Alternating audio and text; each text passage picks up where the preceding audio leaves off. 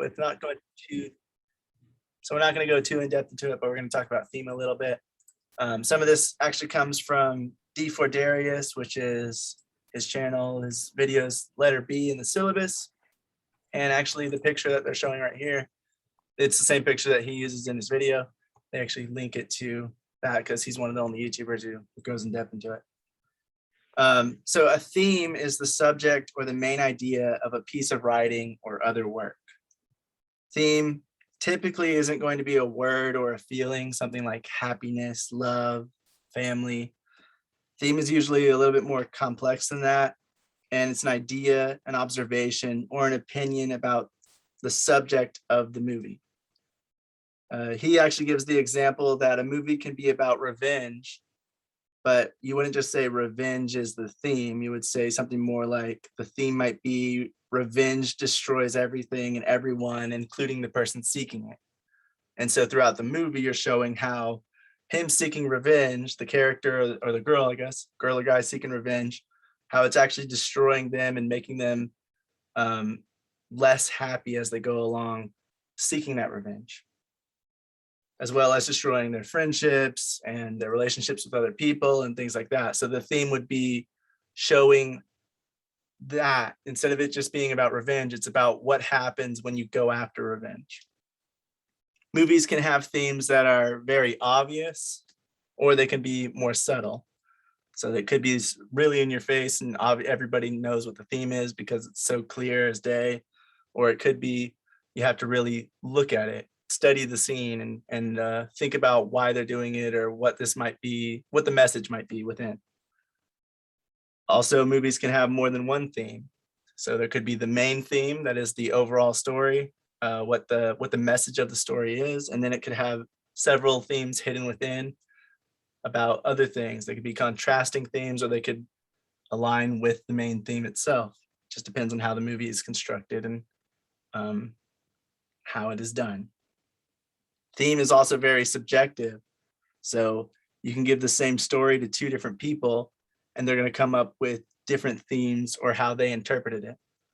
Theme is all about how you understand it, what you think this writing is saying. So in film, what you think the script is saying. And so two directors might come to a different conclusion about what this means, what the screenwriter was meaning. Yeah, they might read the same script and have different conclusions, different understandings, different opinions on the story.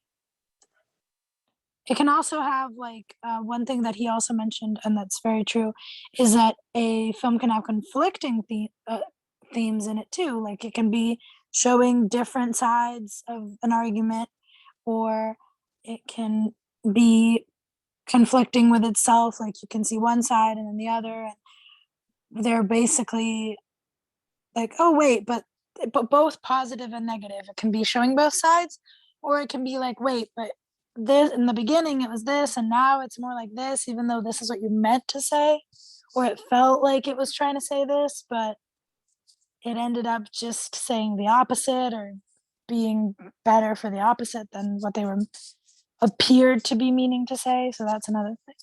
And that goes into the subjectivity about it. It's if the writer or if the director is trying to show a theme, if they have a message that they're trying to say, it might not be interpreted that way. It might be interpreted that way by people who have the same mindset as whoever the director or the writer was, but other people might interpret it a different way and come to a completely different conclusion about what the theme is, about what the meaning is.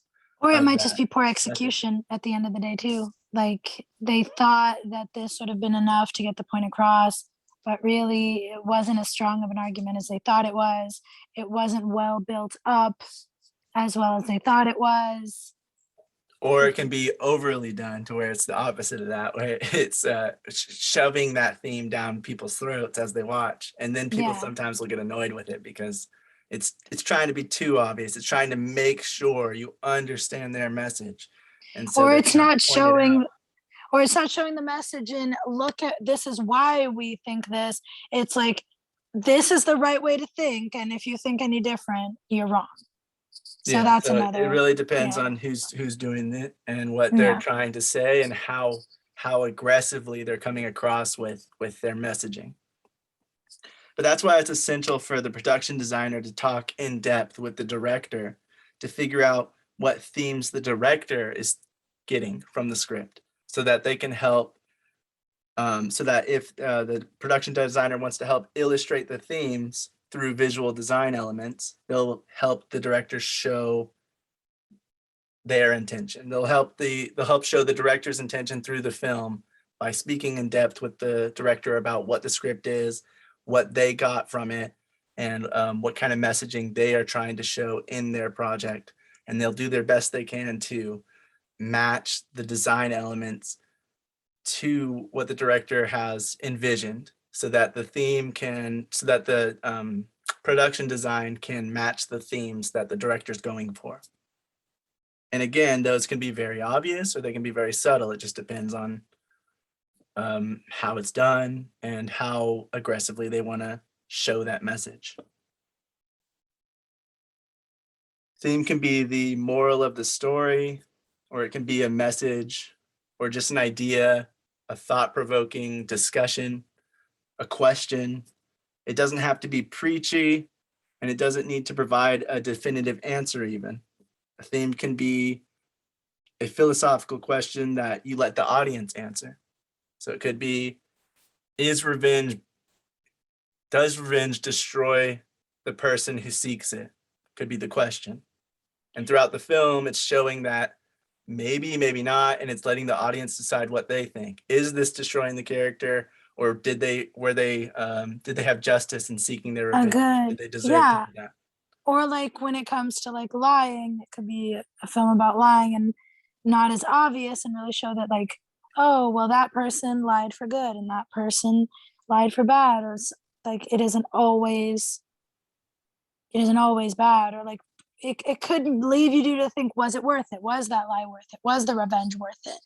And it doesn't tell you yes or no. It shows you, and it leads, at the end of the day, it's yours to interpret, yours to decide. Did the character make the right call? Yeah. And once you establish the overall theme in a film or a show, you can choose design elements that contain the subtext, reminding the audience what the story is about. So if it is about revenge, maybe you have some kind of design element that subconsciously will link everyone back to that. We talked about how they could, anytime you have a film and you have the colors and all of that, you can put a color and establish it as, you could establish blue as meaning love in the film, when typically red usually is, but you can establish it as blue and then maintain that throughout the film and bring it back to love. And maybe the theme is that loving unconditionally can get through anything, or something like that. So every time that it feels like their relationship is breaking, or like something really hard is going to come in and wreck it, the color blue can come in to kind of subconsciously remind us that they're going to make it through it because their love is unconditional for each other. Or like love is a choice is also another theme, that like, yes, it's hard, but they're choosing every day to love, and or like sometimes love isn't enough. That's another one. There's multiple themes you can get from one emotion, from one topic, from one subject. But yeah, so that's why production design and that's a subtle way to do it, is just subconsciously, without specifically and exactly showing what the message is. You might just subtly have something in there that subconsciously links everything together throughout the film or the project. Or it might be, I can't think of an exact example, but I know a ton of films do this, where there'll be a character and they will say something, they'll be arguing about something, and earlier in the film they establish that could be wrong or right, and then they do like a rack focus, and they focus from the character, and when they say it, to the background or the foreground, and show an element like a skull or something like that, showing that maybe that messaging is wrong, maybe that messaging leads to this thing. Whatever it is, it's always like it just subtly shows an element, like a cup or a skull or whatever it is, to show like what do you think of this audience? Does this link, what they're saying to the next shot will change how they interpret it as well. So it's also about editing that goes with that. If the next shot is a skull, or if the next shot is a little kid playing on the playground, whatever was said right before that will be interpreted very differently. And yeah, Alex, like you said, Orange and the Godfather, whenever death is typically seen as being like either black. What was that, Brian?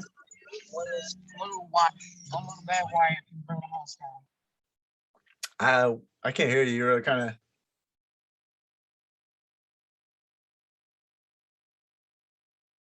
Priscilla, did you hear him? I heard a few like half words, but I couldn't. Brian, what were you out saying? a lot. No, I didn't say anything. Oh, really? okay. Oh, okay. Sorry. Got you. But yeah, like Alex said in the comments, Orange and Godfather is used for death. So every time death is getting ready to happen or somebody just died, there's either a literal orange, like the fruit, or it's just the color orange somewhere. So if you see somebody has a piece of paper and it has a little bit of orange on it, subconsciously you start thinking that something's wrong and something's getting ready to happen. And you're right, because the film intentionally put orange in there every time something was getting ready to die. Somebody was getting ready to die or already died. Studio Binder kind of talks about theming a little bit. They give a few examples like Beauty and the Beast. The topic is vanity. So instead of saying that the theme is about vanity, that's the topic that it's about. And the theme is true beauty is on the inside, not out. Because, the beast and everything like that. So Good Will Hunting, topic could be friendship. The theme, friends help each other grow. And of course, you can get a lot more in depth into it. You can expand these meanings, or you might come to a completely different conclusion on what the film means. Typically speaking, a lot of people will come to many of the same conclusions to films that have a very strong message that is very up in front, like it's very aggressively came across, even if that's taken as a bad thing or a good thing. Beauty and the Beast, it's kind of clear that the beast is ugly on the outside, but he's a good guy on the inside, or giving people a chance, even if they look like a monster.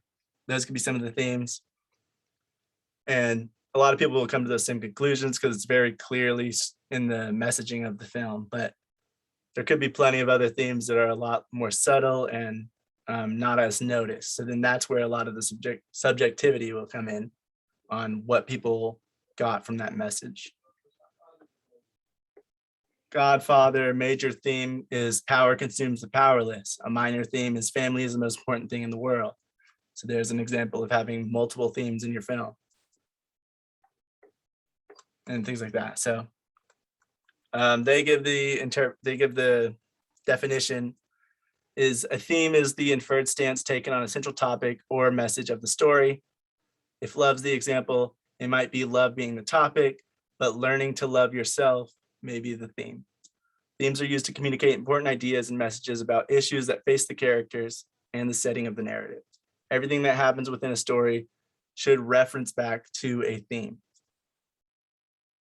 And it doesn't always have to be the same thing, like I said. So does anyone have anything to add or questions or comments on that? I think I added the ones that all my thoughts already. So theme is the most important to the writer of the screenwriter. If you're trying to write any scripts, you should think of some themes. The director. Am I the only one seeing this fuzzy? What was that? Am I the only one seeing this fuzzy?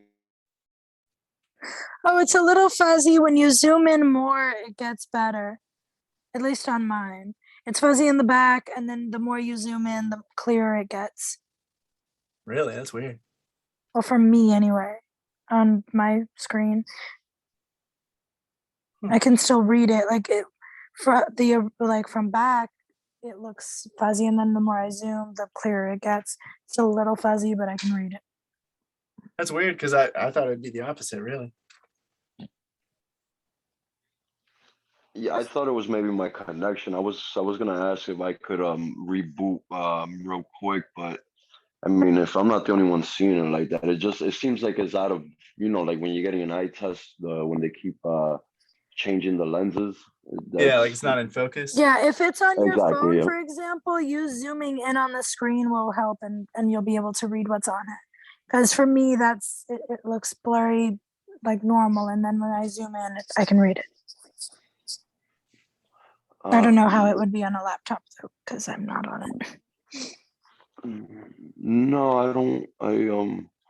I mean, it's fine. I can I just if I do leave the room, you can let me back in, right? Yeah, definitely. Okay. I mean, it should be fine because there was the slide before this one was okay, and then it went out. But I don't know. I think it might be my connection though. But just in case, if you see me go away for a second, I'm just rebooting. Yeah, Okay, no problem. man. Kurt will keep an eye on that thing.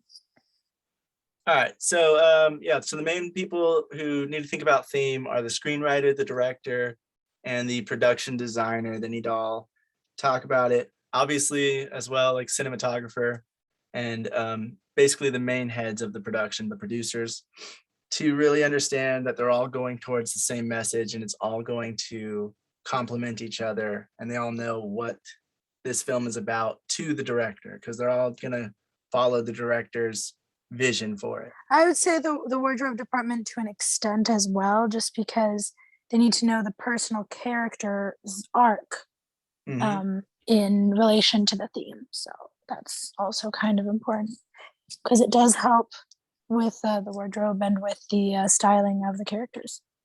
Yeah, that's true. And the lighting and department and everything, just all the main the department heads of the production need to know what the intention is behind the stuff that's happening on in the frame, or what the theme is, or what the director's vision is will go hand in hand, so that everybody's on the same page and they're all working towards the same message. Whether that message comes across to the audience or not is a whole other thing, but the people that are working behind the scenes on that production are going to be trying to work towards the same goal.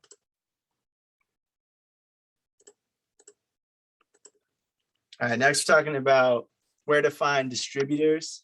And there's not too much information on this. Like there wasn't too many resources on this, but there's a website called ross.com. I sent it in the syllabus. That is the letter B in the syllabus. And they say some places you can find distributors are at festivals. So going to film festivals, whether you have a film or not, you may be able to find some film distributors, talk to people, some film agents and some producer reps and things like that. They all go to those things to check out and see if there's anything they want to represent or if they want to buy anything, if it's a distributor. So you might find some distributors at different film festivals, especially the major ones. The lesser ones, the local ones especially, you probably won't find distributors, or at least not big time distributors. You might find some local distributors, but they might not be that big and they might not distribute to that wide of an area. So that is something to keep in mind. But even if you don't have a film, if you want to start making connections with the business side of things and the distributors and all of that, going to film festivals is a very good thing to do to meet people and start making connections and talking to people to understand what they're looking for and what they're selling at the moment. And then they say contacts. The contacts, like the people you know may be able to connect you with a distributor. You never really know, especially if you have people that are interested in film, have been working in film, gone to film school, things like that. They may be able to get in touch with one of their teachers, and their teacher may know somebody. I also heard of something called CinemaCon. I don't know if that's good for I recently heard of it. I'd never heard of it before, but I was hearing someone talk about it and I was like, that's a thing? I mean, it makes sense. I don't know if you can get like connections like that. I think it's more for to watch trailers and stuff. Maybe like how Comic-Con gives you like previews and you can talk to some of the actors or whatever, more for fans. But that was something interesting too, and maybe just to connect with other passionate people who like film, and you don't know, you never know. Huh, Might yeah, I've be- never heard of this. Has anyone else heard of that? CinemaCon? I need to look more into it. I heard, oh, V said no. I heard think I I heard heard. someone mentioning it, and I was like, I need to look into that. What is that? The Huh. way they talked about it, it sounded more like a fan thing, but Yeah, I I think a lot of it is like merged with a lot of the Comic Cons. They have like a section for like movie buffs and stuff like that. And then I think there's one where they make announcements on uh up and coming movies. I mean, you've seen it before, like whenever they announce they're gonna do like another Marvel movie, like there's always like yeah, they were specifically talking about the pitch. new Avatar film, how they got like a pre-screening for the promo or something.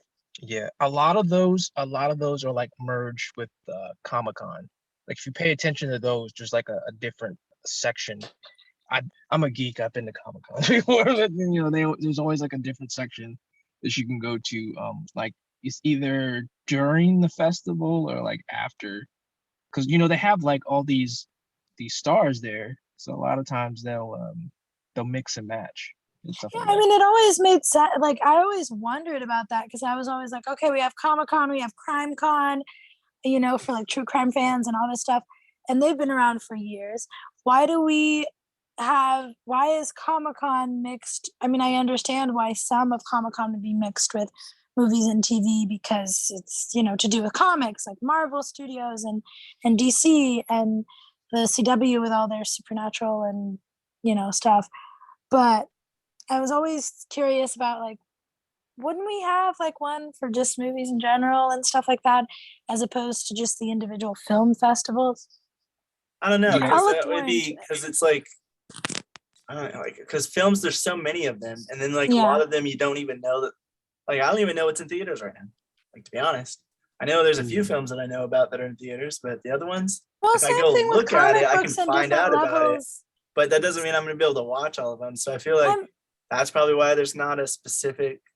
Well, yeah, but same thing with comic books and different types of true crime. I mean, you have different types of crimes. Like you could be into like helping solve child cases, adult cases, kidnapping, domestic abuse, and then the other one you could be into like with comics. You could be into Marvel. You could be into DC. You could be into more dystopian stuff. You could be into more anime stuff. Um, like there are different genres in every aspect too, so I don't know.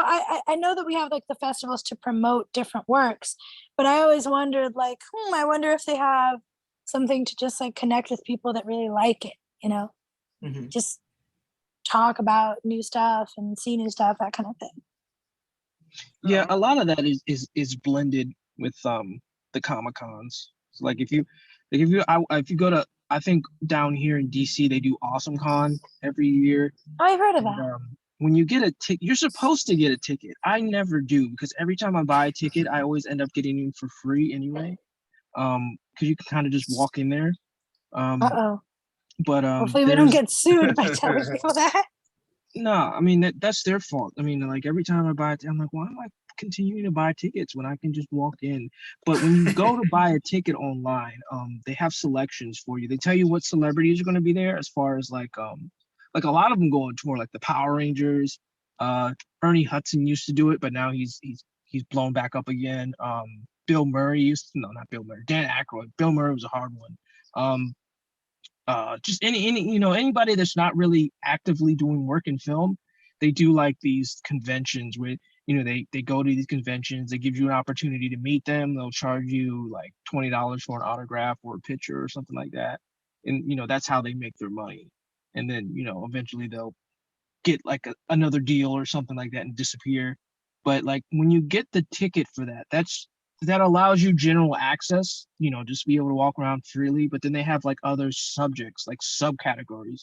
So like if you want to do like the film, like you were saying, and then again, a lot of that stuff is like blended in. Like there's some people that have that are just like blended in, like they make movies and stuff like that. And you never like there's like a couple guys that have a booth and like independent filmmakers that will promote their film, but really nobody like Lakota was saying, nobody really knows who they are.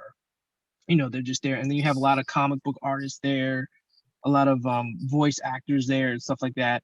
But there's a completely different section, like a subcategory when you go online to buy the tickets, and it's for like the film stuff, where they bring all the, we're making this movie and here's the cast and all that stuff. That is like, it's connected with it, but it's like in a subcategory. You know what I'm saying? So like when I go to the Awesome Con, I just paid tickets for the geek comic stuff, like the stuff that I just walk around, get autographs, stuff like that.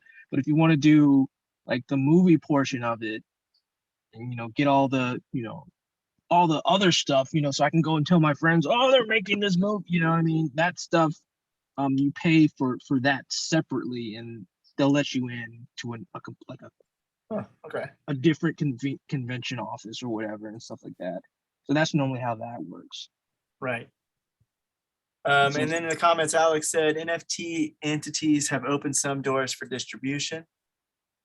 Yeah. And Vish said American film market in LA has a good representation. Good to check it out. It's held every year. Yeah. And like you get to you could actually do Awesome Con here too. Like you could actually reserve a booth for yourself and promote your own movie there as well. Like they have that option for you too. But it just depends on whether or not you feel confident enough to do all that stuff. And right. But yeah, so that's normally how that plays off. It's kind of like they're all kind of mixed in with the Comic-Con stuff, and they just go on tour. Like they'll bounce around. So they come to Awesome Con comes to DC every year, and then they go, I don't know where they go. I think they go to New York afterwards, New York, Florida, all East Coast, and then it's one big tour. And then like the celebrities are apparently they're like assigned to, because I noticed there's like a group like the Power Rangers. There's only like 4 of them tour together. You'll see like the blue, the yellow ranger, the red ranger, and the black ranger. They all travel together. But the green ranger, the pink ranger, and then like whatever other rangers left over, they travel in a completely separate group. Like you'll never see all of them together at once for some reason. And I asked one of them. I asked the black ranger. I asked him, Walter. I asked him. He was like, yeah, that's how that works. Like we assign to that tour group, so they go together. It's not because they don't like each other. It's just that the Green Rangers, he signed for that tour group, so he travels with them. That's how that works. So different Comic-Cons, different conventions, and stuff like that. So. Yeah.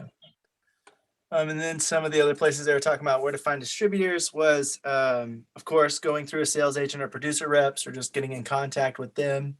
Then you have to find them, but they will know distributors around the area. They'll know where they can distribute to and what territories they usually do, and if they do international or just domestic representation and all of that. So there's another way. Of course, they're searching online, Google and other search engines to find distributors near you or distributors that are going to do exactly what you want, which is if you want them just to post to video on demand platforms, or if you want them to go after theatrical release, you can look all that stuff up.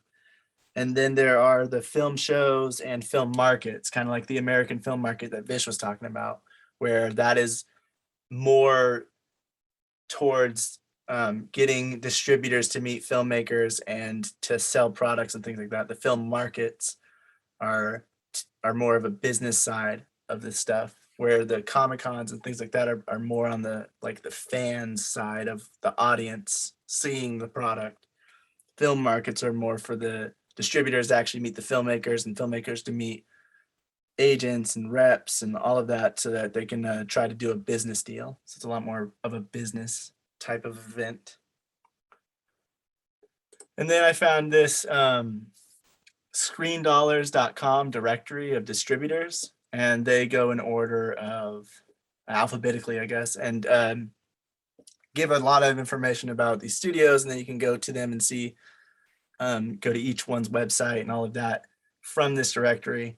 And it tells you on the right whether they do theatrical or cinema or event cinema or video on demand, they do streaming, and what kind of distribution they do, as well as what the name of their company is, and a little bit about them, like where they where they do what genres they usually do. This one includes family, animated, comedy, adventure, historical, that kind of stuff. So, hey, Sarah.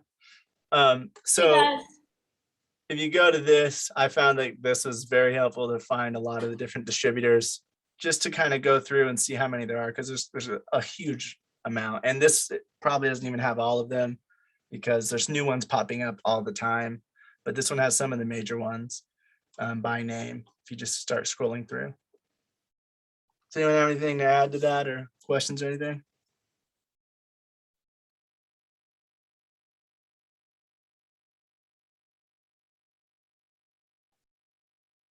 So yeah, again, that was screendollars.com. It's Hey, so actually where do you, the where do you first find letter all- in the syllabus. Sorry, go ahead.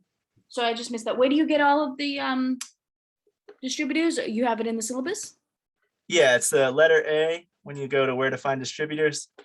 Perfect. I use it Screendollars.com. as a reference point. As I do stuff, I like reference each thing. Well, because you we learn about it, but then as you need to do it, you learn a little more. Like you Yeah. reference point, and it makes more sense than. Right, especially when you actually need to look at it, you can go to this and just start looking through and seeing who does what, and where they do it at, and what these film distributors are. And then, of course, like I said, if you wanted to look more into them, you can just click them, go to their website, and learn a lot more about what this distributor is, what movies they've represented, everything else, so that you can figure out if maybe your movie fits with their stuff. You can also look, I would recommend, if you ever look for a distributor, if you look for before you start a film, if you are thinking that you're going to want a distributor, a sales agent, or a rep, and you're trying to make it with a budget, then I would just look at, some of these films, their art, their artwork, their trailers, especially ones that are more in line with the film you're trying to make or the idea that you have. So if it's about a murder, go to some movies that are about murder, see what their posters look like on the sites, and see what their trailers are like. And then you can, a trailer is going to be more about like after you're done filming some stuff, but the artwork, Yeah. you can just start to get an idea of like what they kind of go with. Everyone's got their own methods and things like that. If they're like actually the one organizing and putting film together. Some people will like just use like all of the knowledge that they have or have one genre, and some people will research it as it's necessary for the story, and sometimes it's a mix of both. Mhm. Like, so if you have like an idea and all this stuff, you might want to do some extra research to like make sure that each point is hits properly, I guess, if that makes any sense. So it's kind of cool. Or like look at Yeah, and to figure out like if or there's anything. a audience for it and who your target audience will be. That's some other like Yeah. analytic stuff that you have to look into. We'll talk more about that in next semester when we're talking about marketing, but figuring out your target audience is really important to figure out who you're trying to show this film to, and who's gonna receive it well.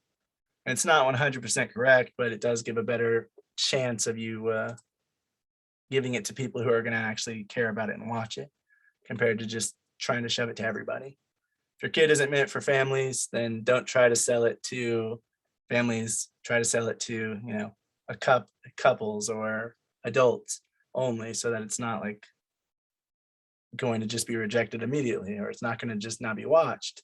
You have to know who's going to watch it and kind of do some research into that.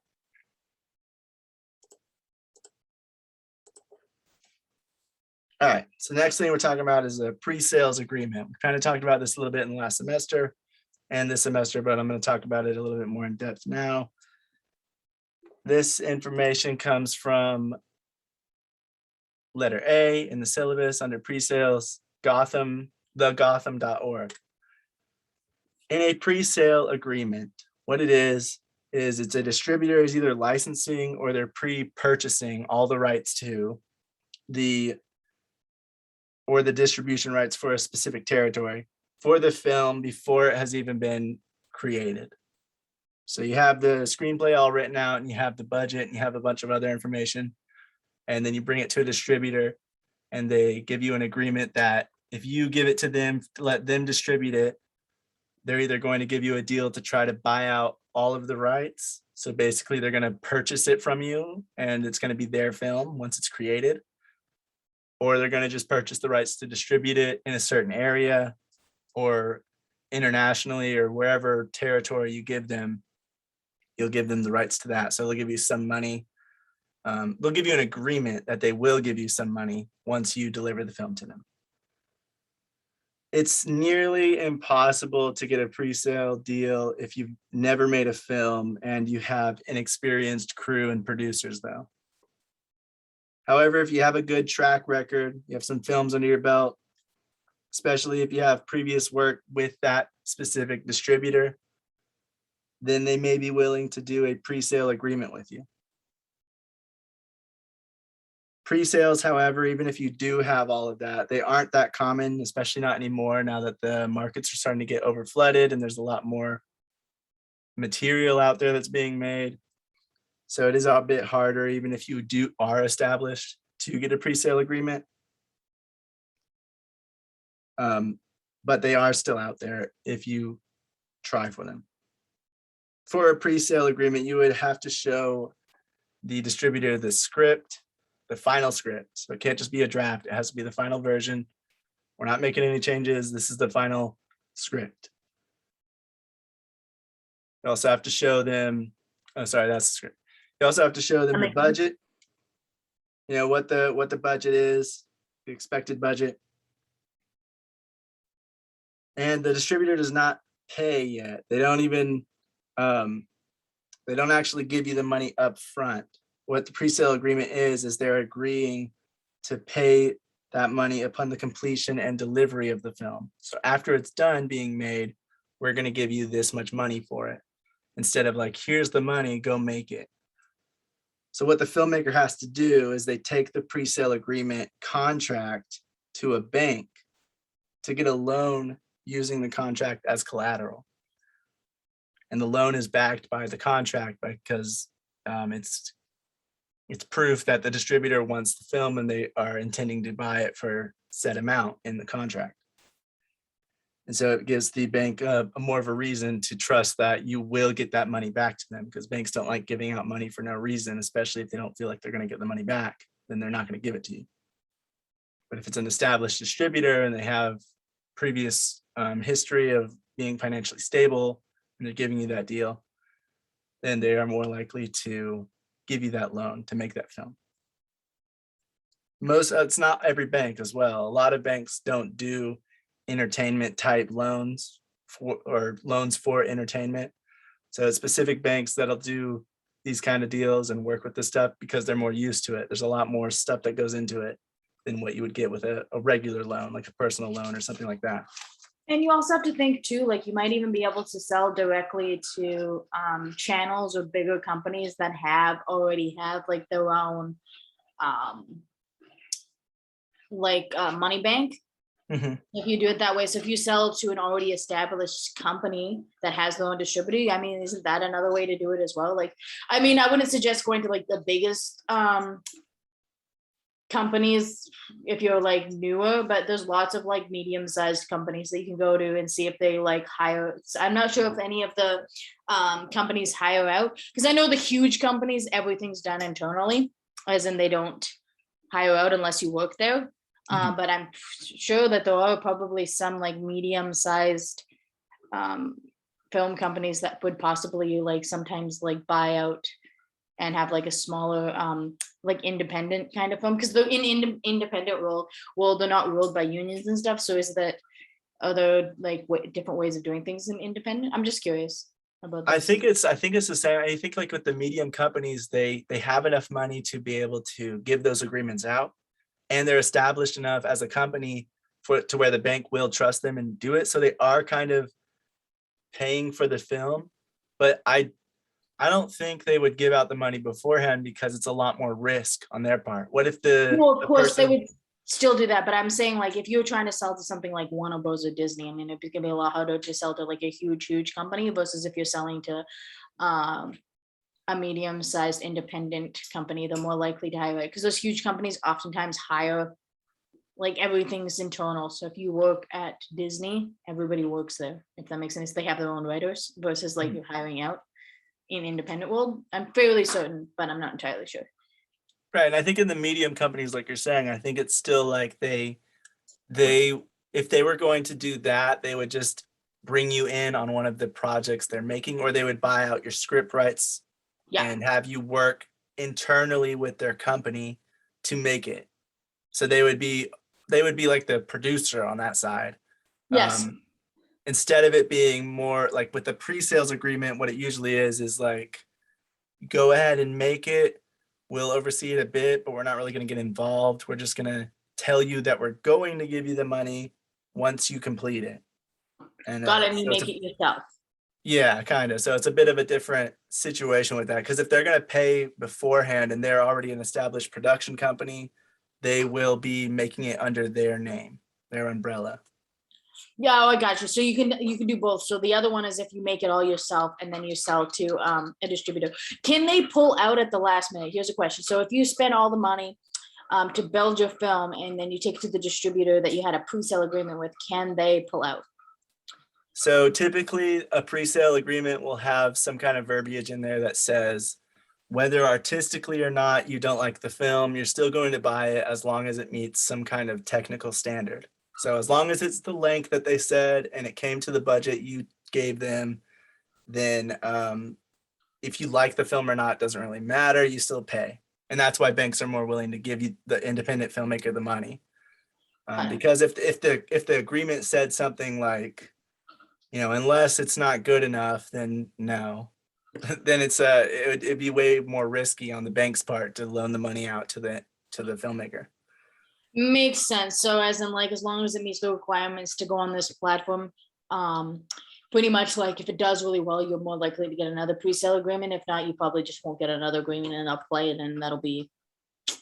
Yeah, and so then it would be like, well, the distributor isn't going to buy from you again, but they are going to buy that one as long as it meets that technical standard that's in the agreement. Even if the film doesn't do well because you made the story crap, it's like at that point they still have to buy it because they made that agreement in most cases. And the other thing about it is the bank is going to look over the pre-sale agreement. So if you didn't understand some of the verbiage in there and they are saying that they can cancel it with the story being not good, the bank isn't going to take it. They're going to say, well, this is too risky for us, so we're not going to give you the money, because they're saying that they can cancel it if they want. And so they will turn you away. So typically in a pre-sale agreement, it's basically the distributor saying, as long as you make this film, as long as it's viewable on either streaming services or theaters, and you got the actors that you said you'd get and whatever else technical requirements, we will buy it from you. Well, that's not too bad of a deal, as long as everything's like, you have all the details at that point, what the budget is, everything else. Yeah. So with the pre-sale agreement, the other thing about it is the bank isn't going to pay out the full face value of the contract. So for instance, if a distributor gave you a pre-sale agreement for $100,000, the bank may give you about $80,000 for the loan. And that's because there's going to be interest rates and there's going to be other things to do with that loan to where they're going to take a bit more of that money. Because they're not going to loan you out $80,000 if all they get back is $80,000. They have some kind of interest rate there to make some money loaning out the money. So the then filmmaker breaking even at that point, unless you made it for less than. What was that? You would be breaking even unless you made it for less than the amount, 80,000. Well, yeah, if it sells a lot more or something, then they might. If they're not buying out the full rights to it, there are ways you can make money. But if they're buying all the rights to it, then you might just be breaking even at the end of the day, because the bank isn't going to pay out the full face value of it. They're going to give a large chunk of what the value is. So if it's 100,000, like I said, it'd be about 80,000 that they give you. And then you as the filmmaker take that money and you use it to make the film. And usually a lot of filmmakers will have many other ways to finance, like with investors and other distributors and other Other things like that, like investors will be more interested in giving money because there's a distributor that believes in the project and they're willing to put up their money to it. And so they'll be more inclined to be like, oh, maybe this has the ability to make me back my money. So it's less of a risk on my part as the investor. Exactly. Other And if the- distributors, if you only have, if a pre-sale, you did a pre-sale to one distributor and said you can distribute this in the United States theatrically, and then you can go to another distributor and say you get the rights to release it on video on demand streaming platforms, and then you give it to another distributor that says you can release it internationally. Now you've just sold 3 pre-sale agreements to 3 different companies, and those rights will be spread amongst them once the film is complete. And so that can be another way to get an additional income if you're not selling all of the rights to one company. So that's the, if you are selling all the rights to it once the film's complete, then basically that company is making the movie without paying the money up front. But in the end of the day, they are basically going to be the ones that own that entire thing. So they're basically paying out to make a movie with your name attached in a way. But That makes otherwise, sense. they're just, And Oh, I go just ahead. want to point out, like, if you write a script, make sure that, like, again, like, you're not selling anything too personal to you. I just always be careful because, like, emotions fly. You always want to keep that out of business. So if you don't ever sell like your baby project, always keep that for yourself. And so, like, I mean, like, create like good content, but like, I always try to keep things a little bit impersonal, especially like that, because if a deal goes wrong, you won't feel as attached and you'll be able to make better business decisions regarding that and keep it clean on the business side. And then also, it's a good thing if your movie, you sell it to somebody, and even if you didn't get a percentage on that, if it blows up, it's still a good look because somebody else is going to want to work with you now because you just made a company a lot of money. Yep. And then your that's next the project thing. will be better and you'll have more leverage because you had a very successful film under your belt. Maybe, but like you have to be very cautious too, because like they may be like, oh well, maybe this is just a one-time thing. So you'll have people interested, but they'll be like, can you do it again? It's after once you've created, like it's like in business, like once you've you start to become established after you have a track record. So don't let it get to your head either. If you have one big thing, because like it's like, oh, I landed one job. Okay, you did one thing really well. You want to like get to like 3 or 5, and now you're pretty established, and like you'll have bigger people wanting to work with you on a consistent basis. I mean, like one will definitely set you off in the right direction, though. Yeah, like I said, you'll have more leverage for the next agreement. That doesn't mean they're automatically going to agree with you or distribute you, but it does give you more leverage than having nothing, or having a film that failed. So if there Yeah. isn't a successful film under your belt, it does give you more leverage and more likely more people interested in distributing your next project so you can continue on and continue making things. But yeah, so once the film is complete, the filmmaker is going to deliver the finished product to the distributor, and then the distributor is going to check it out, all the technical specs, make sure that it meets the standard that was agreed upon, and then they're going to pay out that agreed upon amount from the pre-sale agreement. That money from the pre-sale agreement is going to go to the bank to pay back the loan plus interest. And then whatever's left, if there's anything left, it's going to go to the filmmaker. They're going to pocket the difference. Banks won't accept the contract unless the agreement shows that the distributor really wants the film, usually by stating they'll accept the film and pay as long as certain technical measurements are met, even if artistically speaking, the film is a little lackluster. So that's exactly what I was just talking about earlier. Banks also won't accept contracts if the agreement was made by a distributor or distribution company that is not financially sound. So if they have a little bit of stuff under their belt, they're pretty new, or they just haven't made anything good in a while, everything they've been distributing has been not gaining any money, then the bank may be like, well, even though you have a distribution company that's interested and gave you a pre-sale agreement, we don't believe, as the bank, we don't believe that they are going to be able to meet their obligations to this contract because it's too risky. They could go bankrupt before you're done with the movie. They're not financially sound. So they also look into that before giving the money to the filmmaker. they want to be sure that the company will be around to meet its obligations when the film is complete. So, because at that point, they're taking on more risk, the bank. So they also look at the distribution company and make sure that they are good enough to do this deal. In some cases, the bank may be willing to give more than face value for the contract, and that's called gap financing. But that's only if the bank believes that there's enough unsold territories to make up the difference later when the film is complete.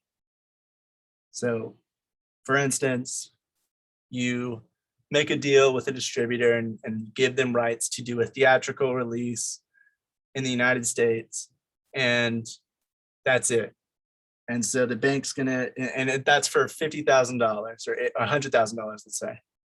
And so then the bank goes, you know what, we'll give you $120,000 instead of $100,000 because we believe that you can sell to other distributors once you're finished with the film because you haven't sold the video on demand rights, you haven't sold internationally and any of that. So we believe that you might have the chance to get a lot more money than you're getting right now from this one agreement because there's plenty of other territories to sell to. And so then they might give more than the face value of the contract. But then that's another risk on their part. So they're going to look into a lot of stuff about the filmmaker and make sure that they have a good track record and all of these other things to make sure that they're going to mitigate their risk as much as possible because they don't want to take on too much of a risk and end up not getting their money back. Some filmmakers will get a very large portion of their budgets funded through one pre-sale agreement or from many different agreements from different distributors. Other filmmakers will just get a small amount funded through their pre-sales and find the majority of financing through other avenues. But either way, it's pretty good to get a pre-sales agreement because it shows that people trust in your product, and so it makes it easier, opens up more doors to get more money from other sources like investors and loans and other things like that, because somebody believes in you, so there must be a reason. All right, this next stuff comes from the Guerrilla Rep. It's letter D in the syllabus. They say that a director and or a producer needs to have about 3 or more films in their track record that's in a similar genre to the one that they're going to make now to get a pre-sale agreement.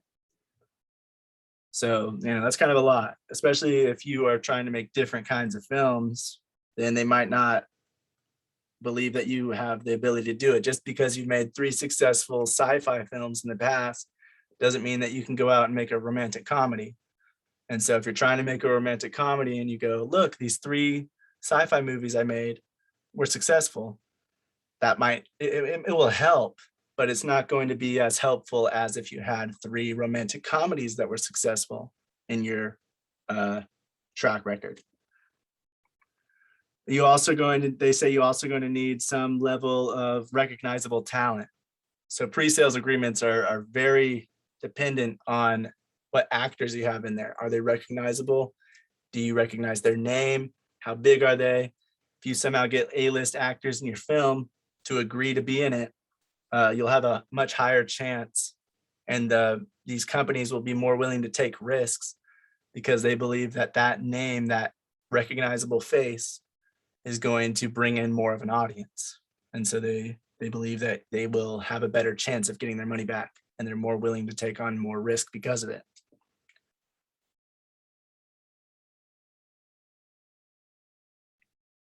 You also have a better chance if your And film also, is, it's like, oh, go ahead.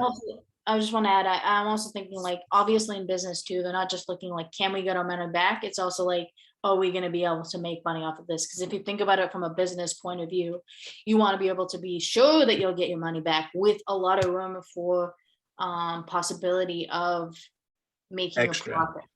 Well, Yeah. I mean, like, because then you're more like, if you aim to make, say, $50,000 off of $100,000, if you fall short, it's not going to be as big a deal. You know what I mean? So I feel like always overshooting that kind of thing. Like, I wouldn't want to make something if I think that it'll just break even, unless it's my very first project. It's like business. Yeah. Or like you really want to work with certain people, or to start up a name that's going to sail into like making a profit on the next like 5 movies. That makes more sense versus like business wise. Like if I was loaning, it'd be like, oh, you just want to break even. Like, I don't know if I want to lend you the money. Like the likelihood that you'll reach the top 100% succeed everything is going to be less. But if you overshoot, then if you fall short and you only make 120, you still made 20,000. Right. That's how I look at it. But I mean, Yeah, no, that's definitely like the bank, the distributors, all of them. They're not just going to give out the money if they think the film can only break even. They want to make a profit somehow. So they're obviously but they want to make sure, like you said, they want to make sure that they can make their money back, and then they want to have the chance of getting even extra money on top of that. And that's why they're going to look into all these different things and try to assess it as best they can, because it's risky. Film is very risky, and you never know, even if there's big names attached and the script is great and there's a director and a producer that have made plenty of good films before it, for some reason, whatever, there's different reasons why the film just might not be received well. And so it's very risky for the people financing it, and that is why they try to assess things so much. And it seems like they're looking into everything, because they want to try to make sure that they do the best they can to see if they're going to get their money back and then some profit on top of that.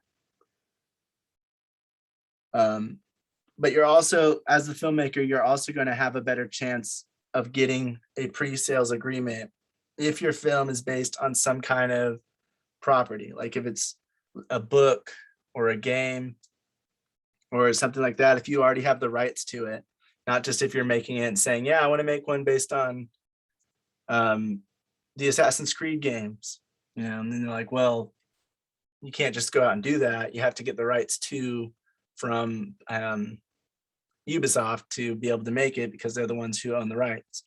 But if you had talked to Ubisoft and you said, yeah, I want the rights to Assassin's Creed, here's my idea, blah, blah, blah, and somehow you get the rights to it, you're going to have a better chance of getting money for it, because that's a recognizable IP. That's a recognizable property that people know about the games. They also have books, I think. And then, so if you're getting it from a book series, or if you have any kind of rights from any kind of character or comic or anything like that, you do have a better chance, because there's already an audience established for that specific thing. Also, there's this other thing called a LOI. So if you get an LOI, it stands for letter of intent. And that is not the same thing as a pre-sale agreement. An LOI states that an agent, a rep, or a distributor, whoever's giving it to you, is going to review the film when it's complete, and they intend to make an offer if they receive it well, if they think your film is going to do something great after it's made. Whereas a pre-sale agreement states that they're going to buy it, or the rights for it, for an agreed upon amount. So a bank's not going to give you money. LOI is good to have. It helps with investors and trying to raise financing, because it shows that somebody's intending to review it and see if they want to make a deal, but it isn't a deal in and of itself. You have to, with a letter of intent, it just means that they're going to check it out and see if they want it, but they're telling you that they intend to check it out instead of just having nobody look at it.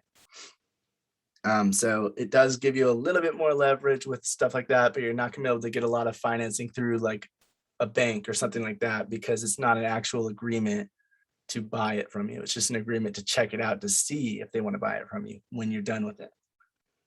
Pre-sale agreements is, we will buy it from you, whether we like it or not. Story-wise, we're going to buy it from you because we believe that you will make us a product that is going to get us a profit. So if you are lucky enough to get a pre-sales agreement, they're almost always going to require also what is called a completion bond. And a completion bond is like insurance taken out against the completion and delivery of a film. Oh, by the way, this comes from mediaservices.com. They give an article talking all about completion bonds. So the completion bond is basically like insurance that's taken out against the completion and delivery of a film. So if a filmmaker ends up not being able to complete the project, maybe they went over budget, there's just something that went horribly wrong, one of the actors got sick and they just dropped out, so they can't complete the project for whatever reason, the completion bond is going to act as an insurance for the distributors that did the pre-sale agreement, so that they will get their money back. So that gives the loan, the bank, more insurance that they are going to get their money back if something goes wrong and it's not completed. The film doesn't get complete. It's just an extra worry that's taken off of their part. But because of this, the company that's selling the completion bond is taking on that risk, because they're saying, if anything happens in production and you can't finish it, we'll be the ones that pay, you know? So they're not going to just give those out to everybody either, because a company's not just going to take on a risk for nothing. They're going to do a huge risk assessment and minimize their risk by looking over everything in the film before, in pre-production before it's made. So this includes things like production documents and forms. Like I said, they're going to want the final script as well. They're going to want the final production budget. So not just a top sheet, they're also going to want all the details of why it's that cost and where it's coming from. They're going to want what's called a cash flow report, a pre-production cost report, a shooting schedule, a DOOD report, or a day out of days, showing what actors are needed on what days of the week and how many days they're needed in total. The post-production schedule, so how you intend to do post-production when you're done with the film and it wraps, how long it's going to take to do post-production, and when the film will be finally completed, if everything goes according to the schedule. Cast and crew sheets, so the contact sheets that you make of everybody's name, their address, their phone number, that kind of thing. They are going to want a vendors list, resumes for the crew and the cast. So like who's working on this thing, and what's their experience. The budget breakdown for the art department, because the art department's going to be most of the time the thing that takes up the largest chunk of budget. So they want to check that out in depth as well, with construction, set dressing, props, wardrobe, extras, stunts, all of that stuff. All these different departments are going to want all the detailed budgets for.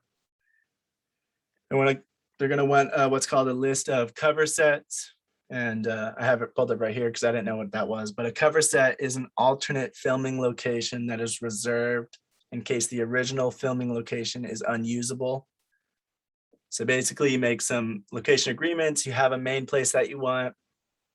You might want to shoot it at some kind of church, one of the scenes. And then a cover set would be, we're going to get a backup one that we're going to say, hey, if this first place falls through, can we shoot at your church on this day for this time, blah, blah, blah. And you kind of, based on those agreements, you're either going to not have to pay anything until the day of if you do end up shooting there, or you're going to have to pay them some kind of reservation fee. Like, I reserve the right to shoot here on this day, so here's some money so that if we need it, we can shoot here. And then we'll give you the rest of the money for actually shooting here if that happens. But that's what that is. So that's a list of cover sets. So they're checking to see if you are doing, extra just in case factors like that. Major location contracts and release forms. So the locations that you do plan to shoot at, your major locations, where are they, what the agreements are with those, and how much you're paying out for those and everything like that. Any equipment rental agreements. So where you're getting it from, what company you're working with, and how much stuff you're renting and production insurance and all that stuff that you have with them.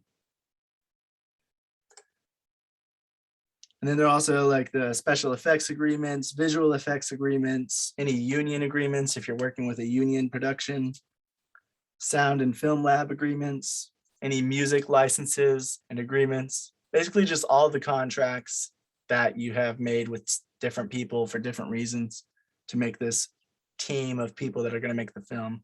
They're going to want all of their contracts to overview them, make sure the clauses are reasonable and that these people are experienced or they don't have any negative history to them that could look bad on their part if they decide to partner with you, and all of this other stuff. They're also going to want any legal agreements, like the financing agreements, who's paying it, where, if you do have a pre-sale, they're going to want to overview it. They're going to want the individual producers agreement and directors agreements and other things like that. What kind of agreement they have, what kind of pay they have, how long they get to work there, any whatever's in their contracts and agreements, they're going to want to overview that stuff. And the principal cast contracts, like I said, they're also going to want to look over the bank loan documents and the term sheet. So how long that bank is giving you that loan for and how much it is and all the agreements that go in with that. And then all the other material agreements, like if there's any deferments, which means you're not going to pay the crew up front, but they are going to get paid after the film's made. That's a deferral or a deferment. And so they're going to look over all that and any production insurance forms, the certificate, that's the talent release forms, certificate of insurance, something like that, which proves that you have production insurance for it. And it'll show the cost of it, how much it's insured for. And then you're going to want the chain of title, which is just a bunch of different documents that shows who owns this and, you know, who it passes through. And then, of course, also, if you have a business, a LLC, the limited liability company that owns this film, a lot of independent productions will make a specific business just for that one film. And so they're going to want to overlook that document, making sure it's all legitimate, that you actually are legally able to do business in that location. And all of that. So they're going to want to make sure that everything is good and everything is, you know, professionally written, legally, it's all good. And that the budget actually will come under what you say the budget is by overviewing pretty much everything legally and contractually that you have signed for everybody on set and for anybody involved in making this thing. It's whoever's giving out the completion bond is going to take on all the risk, and they're going to try to make sure that there aren't going to be any production troubles, at least not any that are going to stop the entire film from being made, because that is when they just lose all of their money. All the money they just gave you is gone because they have to pay back the distributor that had the pre-sale agreement, and they have to pay back the bank that gave the loan for it.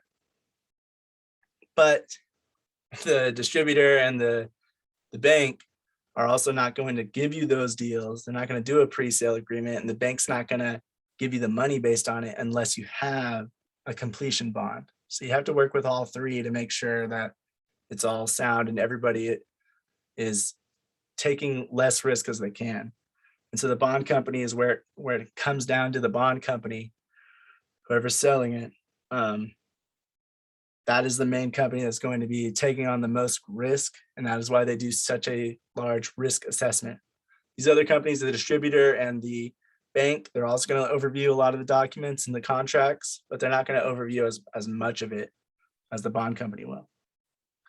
And what happens if you do end up getting it, they see that the crew's experienced, they haven't worked on any productions that have failed, or they weren't the reason for something failing. Like somebody got mad at the cinematographer and there was just too much fighting. And so one of the productions they worked on in the past stopped. If there's no stuff like that and everybody's kind of experienced and nobody's had any trouble and all their other productions have gone through smoothly, everything's coming under the budget that you say it's going to cost, you know what you're doing, at least to the extent that you have all these documents and all of this stuff, so that you didn't just hire on an actor without getting a talent release and a contract that states what their pay will be and that you are able to use their likeness later. So they're going to review all that stuff, make sure everything's sound and make sure everything is under budget. And then they will decide to give you the money and say, they don't give you the money. They just give you that completion bond that says, if this happens, we will give out the money to pay back the loan and pay back the distributor if they gave out any money up front. The bank is still the one that's going to give out the actual money to you to make the film. But this completion bond will just be insurance that if something goes wrong, they get their money back. And the bond company will then pay out the money. So if you do get this from a bond company and you get this agreement, and then you get the loan from the bank and you have that pre-sale agreement with the distributor, what's going to happen is you're going to be working on your film and the distributor is going to be checking up on it every so often. They're going to want some kind of report, but the bond company is going to act as another production manager during production. So they're going to actually have on-set visits, making sure that the production is running smoothly. And they actually wield quite a bit of power to steer and guide the production back on track if problems do start to arise. They don't try to take over though. They just work to help a film because they're into the financing aspect of it. They're not into the creation aspect. So they don't always try to take over every film that they are involved with. They try to work to help it and work to be a partner and a resource to ensure that the production runs smoothly, because they want a successful project where the bond company themselves, the investors, if there are any, the distributors that are trying to do the pre-sale agreement, and the filmmaker themselves are all happy. If everybody's happy, it's peaceful, it's a good business, like Sarah was saying a few weeks ago. So that's what they want. They want everything to go smoothly and everything to run as scheduled and under budget as described, so that everything works out. Everybody gets their finished product and starts distributing it, and everybody starts making the money. If everybody makes the money, that's the best case scenario. So that's what they want. But the bond company on a daily basis is going to require that you have the call sheets and the daily production reports sent to them so that they can see what you're shooting that day, what the scenes are, how much you're trying to get done, who's all supposed to be there. And then they can also see like how much was spent that day with the daily production report, what actually got done, and what if you might be falling behind or if you're on schedule like you think. And then weekly, they're going to require those cash flow reports and cost reports. So just how much was spent in total for that week. And, does it look like the projected amount is going to stay under budget, or does it start to look like it's going to go over budget, because that's going to end up being a problem. And then if there are major issues that start going on the production and they're unsolved and the producer's unresponsive, or other key crew just refuse to take any advice or make any changes based on what the bond company is trying to get them to do to get back on schedule, under budget, and everything like that, then there may be a takeover that ensues. But that's only if they say like that's extremely rare. And even if they do that, they usually just take over the administrative side of things, like budgeting, trying to find more financing if everything's going over budget. scheduling, trying to work with people to get them back on schedule, things like that, the administrative side of things. But it's hardly ever the case. It's extremely rare for them to do a hard takeover where they just take over everything, kick the producers out, kick all the top crew out, and just have their say in every single aspect of it. Because that's doesn't ever really work out well. And they don't want to do that because they want to still make sure that the film gets done. But because there was unresponsiveness and nobody was trying to help and nobody was trying to fix the problems, and they just continued, and they saw that nothing was happening, nothing was changing, that's when they start going, okay, we need to get more involved because we're going to lose all our money. Yeah, one of them specifically said, like, we hate having to do this. We don't want to do the filmmaker's job. That's their job. We just want to do our job. But sometimes it's necessary when we see that they're not managing the money right. They're not doing what they're supposed to be. And we have to come in. But that's like a last resort. And they're not there to like, oh, they just want to do my job. No, they hate it. They hate having to do it. It's just a necessary evil sometimes. But they will hope and try to help you do everything possible so that it doesn't get to that. Yeah, what they really try to do all the time is just be on the set randomly, just to check up, make sure everything's going smoothly, and just get those reports in to make sure everything's running according to plan. And if it's not, they really just want to be there as a guide because they understand there's problems in filmmaking, like it's film. So maybe it rained on a day that they were supposed to shoot outside. So they come in and they go, okay, so it rained, you lost a day of production. Let's help figure out how to get this back on track because now we're a day behind. We need to figure out how to get this running smoothly again. Is there any way we can do this or that? And they'll start giving their input and advice on trying to fix the problems. They're not just going to go, well, you guys don't know what you're doing. You shouldn't have tried to shoot outside on a day that it rained. Let us come in and take over the whole thing. So they're really just there as another resource to try to help you with their experience because whoever is going to be on your set is somebody who does it often.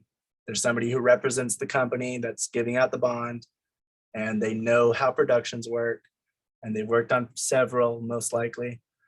So they'll know the best way to try to solve problems when anything happens. Yeah. I've also heard that they actually help raise financing when you're having trouble. If you are going over budget, they don't just automatically shut down everything. They want to get that film finished. And so they actually go out to try to get the extra funding for the project to get it done.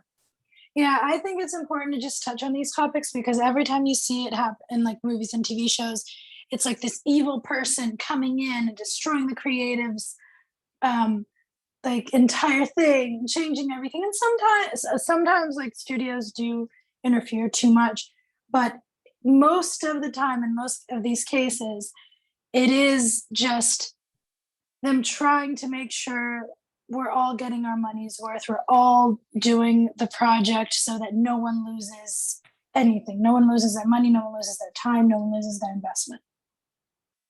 Yeah, and that's also something that like a studio doing something is going to be one thing, whereas a bond company, they are solely financing. So they don't even want to take over anything because they know they don't know how to make films. They know they don't know how to make them on the creative side. They just know how to run the business side of financing. So they don't really want to do that if they can help it. They just want to give the money to the people who know what they're doing on that side of things so that they can make their money back and then some based on a successful production. But I think that was all I had for pre-sales. Pre-sales are just agreements with the distributor. Like I said, you get a distributor, they're either going to buy out the rights entirely, which pretty much means that once you make the movie, it's not yours anymore. They're buying out the entire rights, so it becomes part of their company. And they're just agreeing to pay you when it's complete. They don't give the money up front. You go to a bank for that, and the bank gives you a loan based on that pre-sale agreement.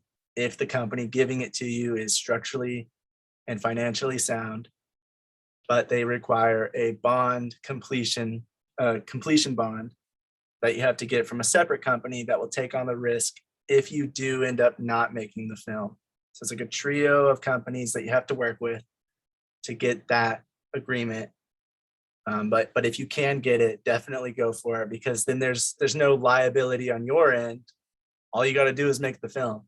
You know, at that point, you just have to do what you agreed upon, get the actors you agreed to get if you already had them signed, and that kind of stuff. But other than that, you don't have to pay out of pocket if you're able to get your entire funding from a pre-sale agreement. So it's always a good thing to do. Anyone have any questions, comments, or anything to add to pre-sales?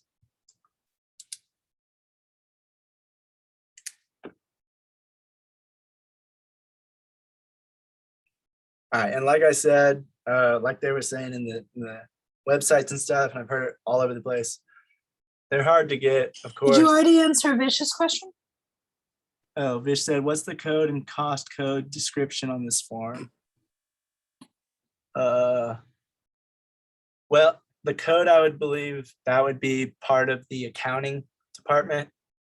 I would assume that's part of like the accounting when you give a certain department a number, like maybe production department with producers and stuff is 100. And so if you do code 100, you know that that's going towards them. I would assume. And then the cost code, I think that's accounting stuff. So I think that's the same thing. It's just about what the cost is coming from. So if the cost is coming from material things, or if it's coming from services or food, they might give a different code dependent on what kind of thing is, what that cost is. You know, what category does it fall under? I'm not 100% on that, but that's what I would assume based on like some accounting stuff I know. Because usually they do it like that. They try to categorize it as much as possible. Yeah, from the budget stuff we did last semester. So usually, you know, like this department cost this, and it was the food, and it was this amount, whatever else. And so that's just a way to categorize it to make it easier for whoever's running the accounting.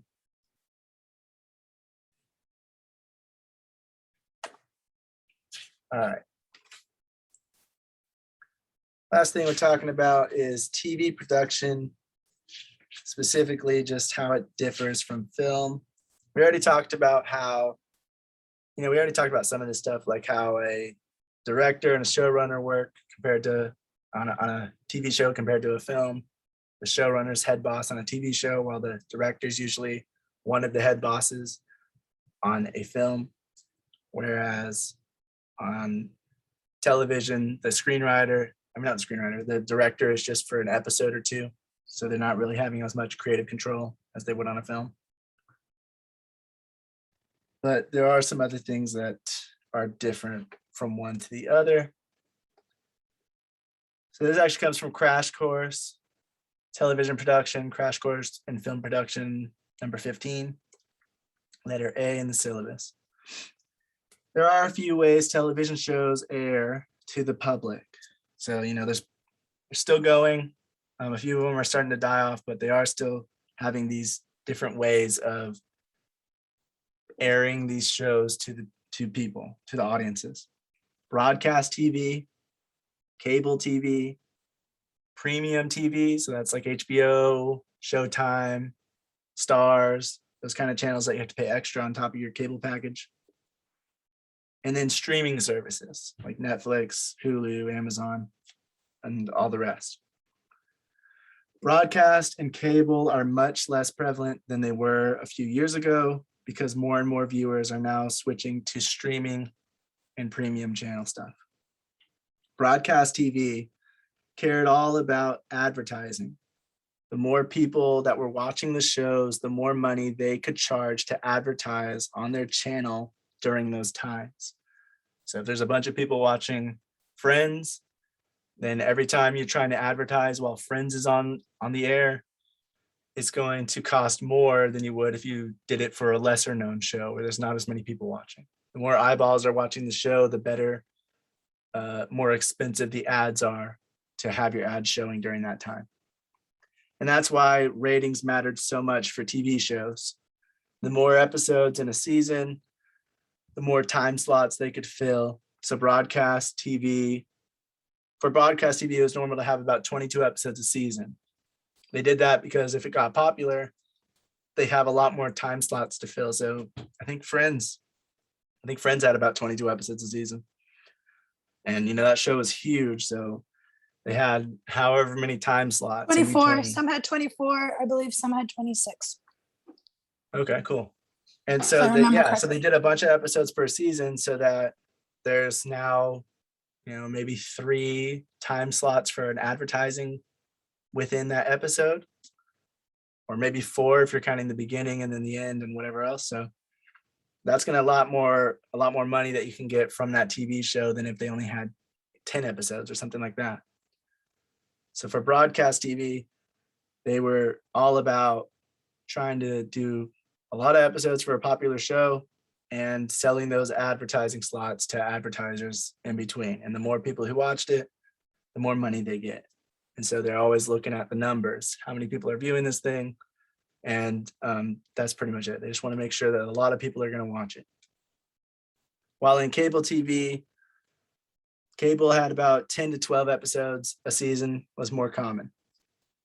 Broadcast TV relied on what was called Nielsen ratings, which take a sample of households and report and record their viewing habits to determine which shows stay and which get canceled.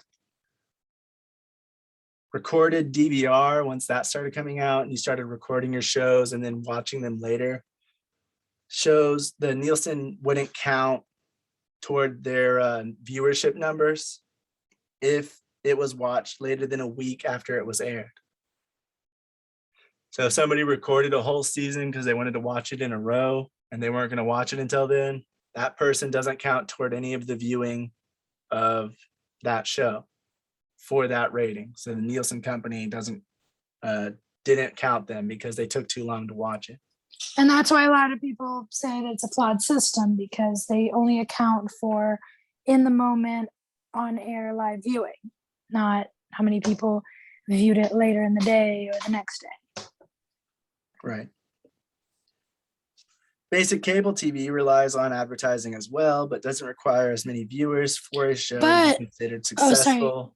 I was just going to say, it does also, yes, it's a flawed system, but yeah, the majority of people, it could be just because they don't have time, they work and stuff, but it is also an interesting indicator of, okay, some of these people, yes, they're working, but some, it's just a matter of, oh, I don't care enough to watch it live when it airs.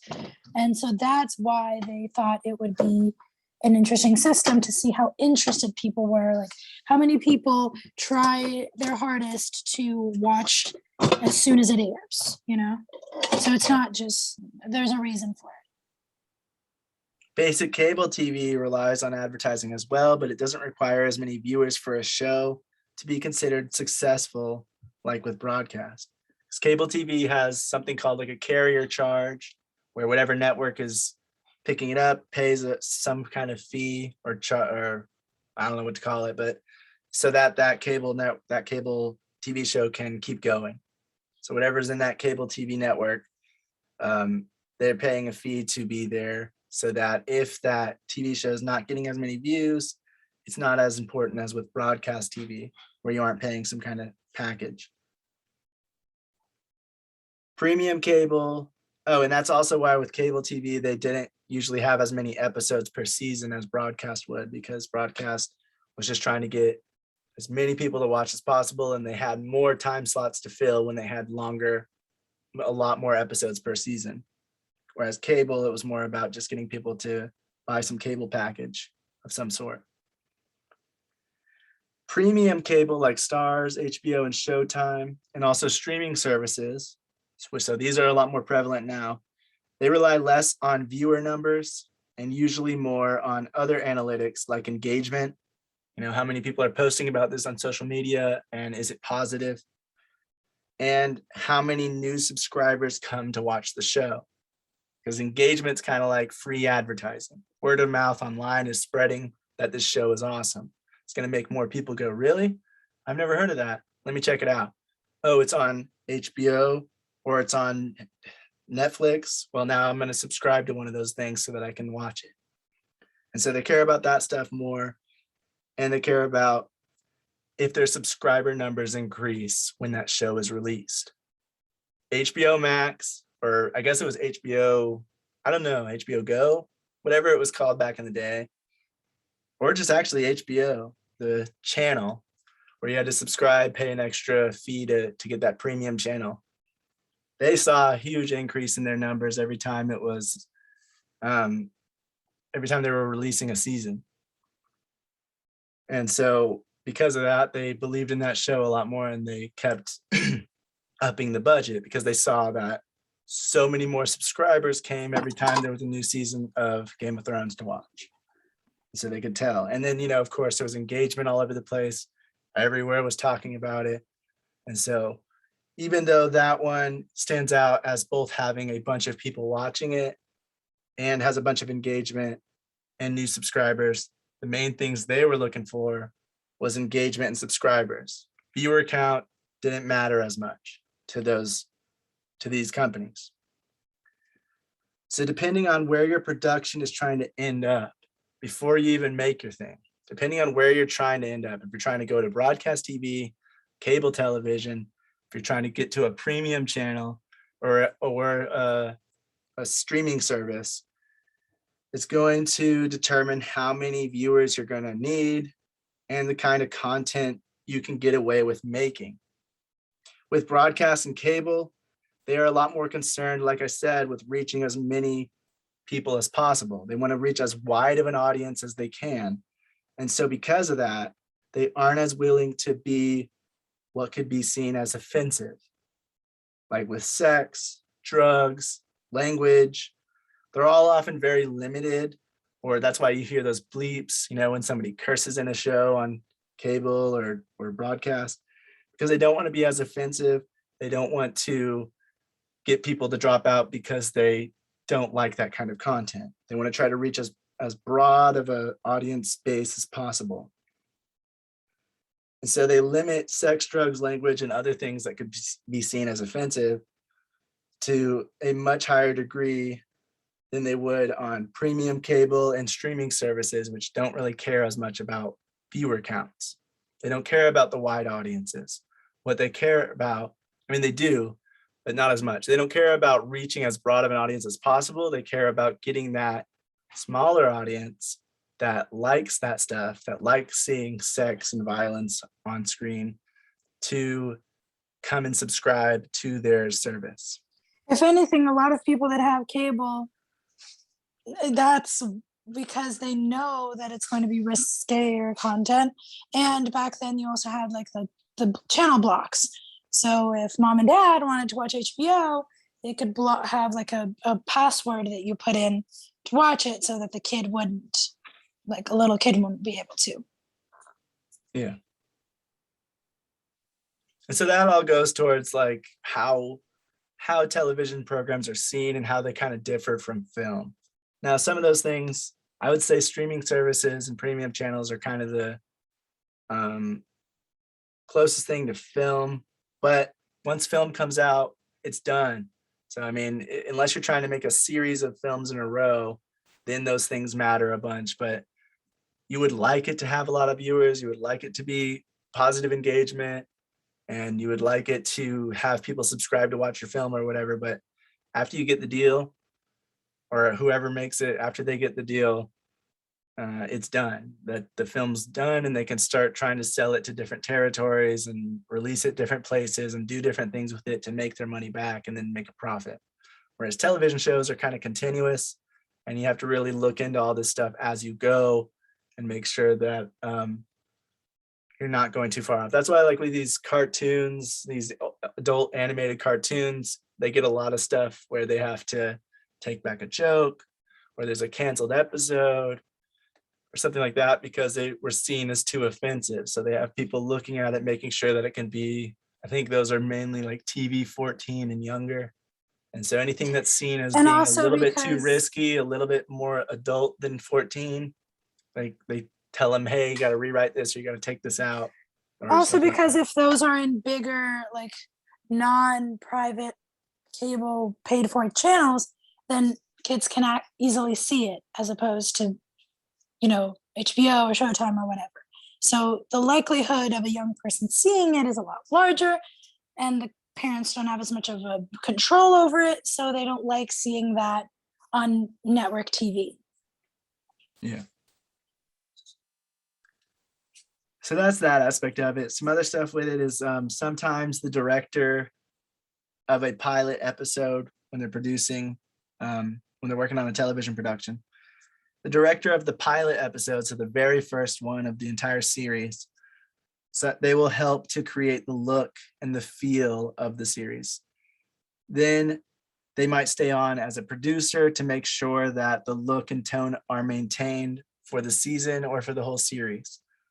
This doesn't always happen, but it is a little bit more likely with whoever's directing the pilot episode, because that establishes everything that the show is going to be, how it's going to feel, how it's going to look, and then they just fine tune it as the show goes on. But that first episode is important to draw people in, to get them interested in the next thing, which is why it's so important and why you often hear that a big time director is going to do a pilot episode of some show that you've never heard of.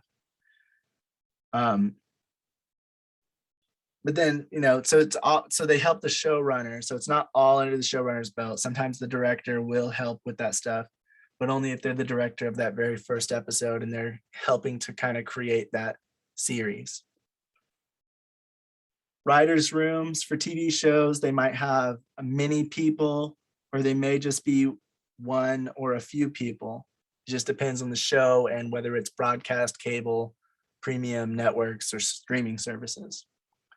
Cable tends to have smaller numbers of writers on the productions, but it really depends production to production.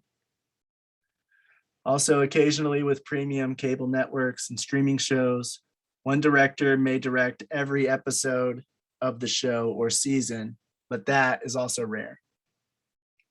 So it's coming a little more common lately. I've seen a few things that have been directed mainly by or written by one person for the streaming services, because those are sort of set up the same as film in a way.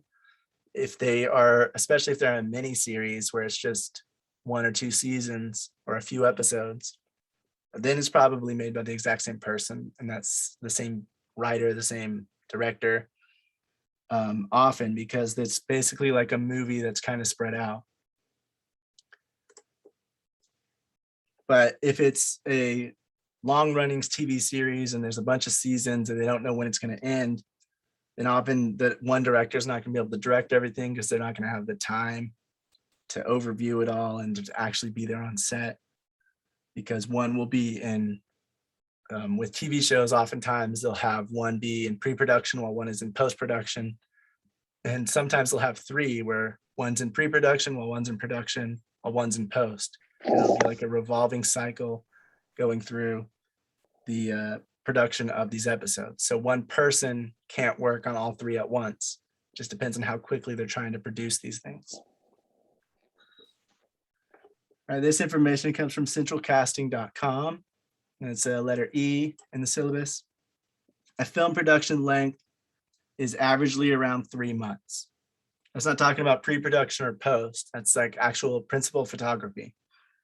So a film production is around 3 months usually. On independent films, it's shorter because they don't have as much money, so they can't pay as much for all the team to be there as many days. And on films with heavy stunts and stuff like that, it's going to take longer because they have to do more prep work. There's more that could go wrong, so they have to be safer, and setup takes longer because they're doing a lot of difficult things to capture. But averagely, it's about 3 months for film. But for TV, single camera drama shows, which are the most closely related to film and the way they're made, they take about 8 days. And so that's a lot less time given to TV production than it is to film production. 3 months for a film could be 2 hours or 2.5 hours even, compared to, for TV, a single camera drama is usually about 40 minutes to an hour. So that's almost half the time for 8 days compared to 3 months. It's a lot quicker turnaround to produce these things for television. On multicam sitcoms, they can shoot a single 22 to 30-minute episode in a day. So sometimes shooting pickups or additional scenes at a later time, but they're trying to shoot everything in one day, usually in front of a live audience, if they have like that multicam sitcom setup for those laughs and everything. They also do more blocking, lighting, and rehearsal time beforehand, but it just goes to show like that's not a long time. One day for 22 minutes to 30 minutes. If you did that with film, you would have a film complete in like 4 days, because you'd shoot about 22 to 30 minutes a day, and you'd have the film done after, the film's length is about 2 hours, let's say. That'd be about 4 Even days. short films need sometimes more time than 3 days, 3-4 days. Like 15-minute short films sometimes will take a week to make, Right. depending on, the complexities. And like from what we've seen, they also have way less time to rehearse and learn the new material as well. So that's another thing that somewhat of a bigger challenge Mm-hmm. for people acting in it. And so for television quality, it's becoming more like, now we're seeing television quality is becoming a lot better. It's becoming a lot closer to how film than it used to be, to like how film is. However, film still normally has much more production time and post-production time dedicated to it. So they can really fine tune things and they can really experiment a lot more than on television. Television, it's like, you better get the stuff done in pre-production so that you are ready to go and everything's set up on set. The actors, you better know your lines, you better know them by heart, kind of like if you were doing a play.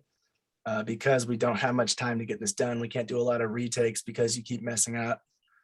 Of course, there still is some of that, but it's a lot less than on film, and it's not as experimental. Like with film, sometimes you might let the actor change a line mid-thing, but on TV, it's a little bit of a bigger deal, because it's like, do we have the time for them to try the line? If it's not working, then we have to go back and do it again, and that's going to take more takes, and it's going to be shot.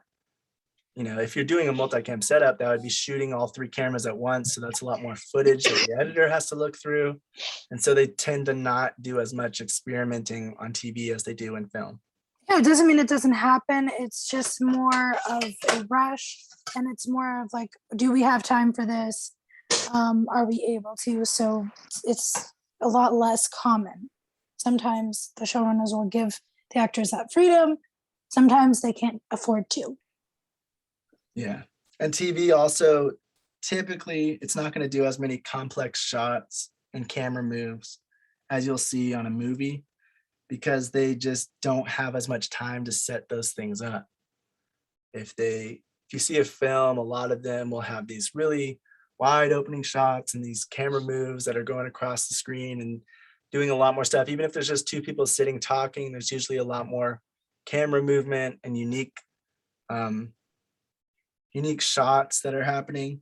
Whereas on TV, they might just do the standard back and forth. They might be a little more over the shoulder, stable shots, whereas a film might do a little bit more like wrapping around the actors while they talk, and showing different parts of, showing more close-ups and showing more things that are happening in the scene, where in the TV show is showing a little bit less, because they don't have the time to set up all those things and set up the lighting and do all these things. They just have time to get the story across as efficiently and quickly as possible. Films will also typically have more elaborate and expensive sets than a TV show. Sometimes it's just to justify the big budgets, but a film will have these sets that they make that are just for one scene. The other thing about television is they don't have as many sets usually. They usually have a few sets that they create, and then they use those consistently. Even single camera shows like Game of Thrones, they create their sets, and even though those were extremely elaborate and huge, they reuse those over and over and over again throughout the series, because they knew their plan was to have more seasons where they're revisiting those locations. So they're saving on cost later. Whereas on a film, because it's a one and done thing, they usually tear down the sets after they're completed. So that's another thing that's different about it. Television budgets also differ from films. In a TV budget, in television, a budget can be allocated to spend more on certain episodes than others. So this is when, if one episode, maybe it has a large battle, or it has a very large action scene, or requires a bunch of CGI and visual effects, that episode may be allocated a much larger portion of the season's budget than the others. On a film, that's a lot harder to do, to just allocate one thing with the more. You might see television where you see an episode that doesn't look that great. It wasn't shot as well, and it just doesn't have the same look. Like, it still looks like the show, but it doesn't look as high of quality. But then you might see the other episodes are all higher quality. And the reason for this is because the television show takes some of the budget from one episode and puts it to ones that are more expensive, so they can allocate the budgets elsewhere.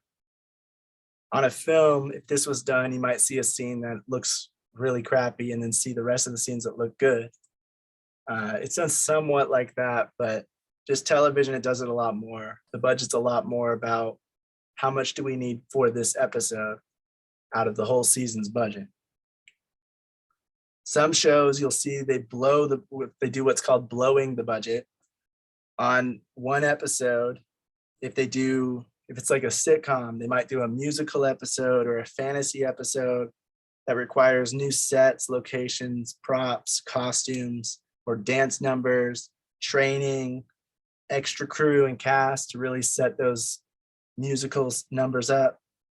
And because they need all this extra stuff for that one episode, they end up spending way more on that episode than they should. And it's called blowing the budget, because then they don't have enough money to make as high of quality for the rest of the season.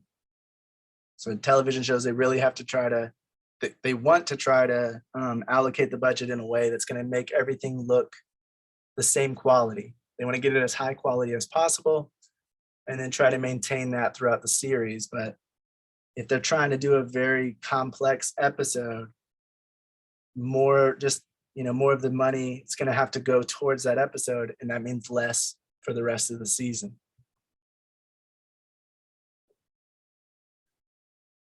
And then this last amount of information comes from Jay, the knowledgereview.com. Production phases for both television and film are the same. They have pre-production, production, and post-production. But on a film, it's typically going to be linear, like it's going to go in order from pre-production to production to post. While on television, there might be some that overlap.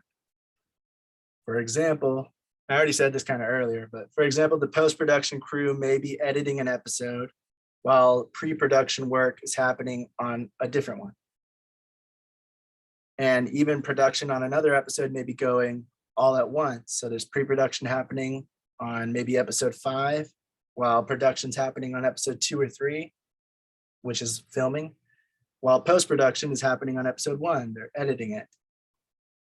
They might have a few small breaks in between, so that each team, they might have a few small breaks in between, like it might not go right when the post-production team is done with the first episode, they get the second episode the next day.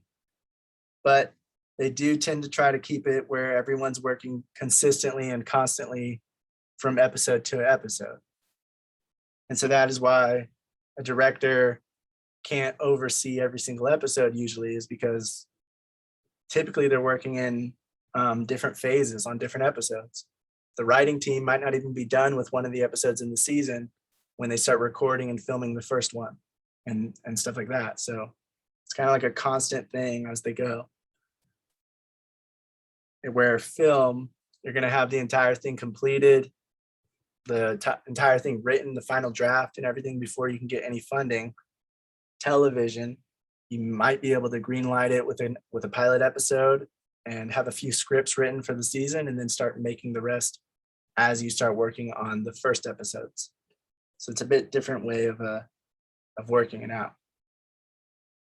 Does anyone have any questions comments or anything to add about, or anything that I didn't mention that's like different from TV production to film production? Yeah. So you covered it pretty much. Just wanted to mention that, when you talk about like sitcoms and like Seinfeld and Friends, shows that are filmed in front of a live studio audience and stuff like that, that utilize having production lights overhead and whatnot. A lot of times, they will utilize the multicam type setup. A lot of them aren't really. I'm not gonna go ahead and say that most of them are shot this way, but I know specifically for like the live shows, like Saturday Night Live, which is a live stream, the editing is done right then and there. So once it's on there, like they can't go back. I'm not saying that that's the entire process of like Seinfeld, but they use a similar process, which they have like multiple cameras up. It streams into a system where they can edit kind of like right then and there. But it's, for sitcoms like Friends and Seinfeld, it's not really like a one take thing. Yeah, I was So- gonna say with the behind the scenes of Friends, it was different. It was after the episode. Yeah. But I have heard of that happening as well, like editing in the Yeah, moment. their post is kind of like streamed into it, so it's not like Game of Thrones. They go through the pre-production and then they go edit into an editing room, like Yeah. they're right there. Like it's The- like They do say it's very similar to theater too, is what someone compared it to. With Yeah. multicam, yeah. Yeah, with the multicam, with the sound stage, the moving sets, that kind of thing. Also, I wanted to say, you had mentioned something about like the quality of certain episodes on certain shows, which you're right. But they're pretty good at like staying on the budget and saying, "When we do this episode, it's going to cost this much," and they're pretty good at it. The thing is, why a lot of those episodes look different in the beginning. First, in the beginning, when you're it's like this in movies too. Like when you first start out, you're kind of getting the hang of things. It's the same thing with cartoons and animation. Like the first season of The Simpsons looked like total garbage. Same thing with film. But once they get the swing of things, they're like, okay, this looks better, this looks good, and it just becomes like a formula. So then it starts to look kind of all the same. But you really don't notice because it's always like a gradual change where they do it in. But for like shows like these sitcoms and these other shows like Xena, Warrior Princess, or Hercules and stuff like that, where the first couple episodes were garbage, a lot of times this is what we were taught in film school, is that to beware of this is what they told us to beware of, is like the cinematographer is usually the first person to get fired if the ratings aren't what they want it to be. So they're like, oh, well, let's just get another cinematographer. And that's usually what, if you pay attention to the credits, like the cinematographer would change. They did it in Xena, like the very first 2 seasons was done by this one guy, and then the rest of them, where it was getting really good, was done by somebody else. I've also heard that like if the first season, first few episodes or first season does really well, they will up the budget, and then you'll be able to have like a higher quality equipment later on as well. Like, we're gonna give you this much for this season. You'll do with it what you can, and then if we see it's worth pouring more money and quality into, we'll do it. When you talk about sitcoms, and it's a very hectic environment. Like these guys are literally counting seconds, like literally counting. Yeah, we saw. There was a behind the scenes video of how they did the Friends episodes. Everything from writing staff all the way to editing and post production and putting the music in. It was so hectic and so all over the place. I was like, holy crap. Yes. This just seems Very long days too, like 19-hour days. They said they would finish writing sometimes at like 7 a.m. Yeah. And then go home, sleep a little bit, and come back in the afternoon.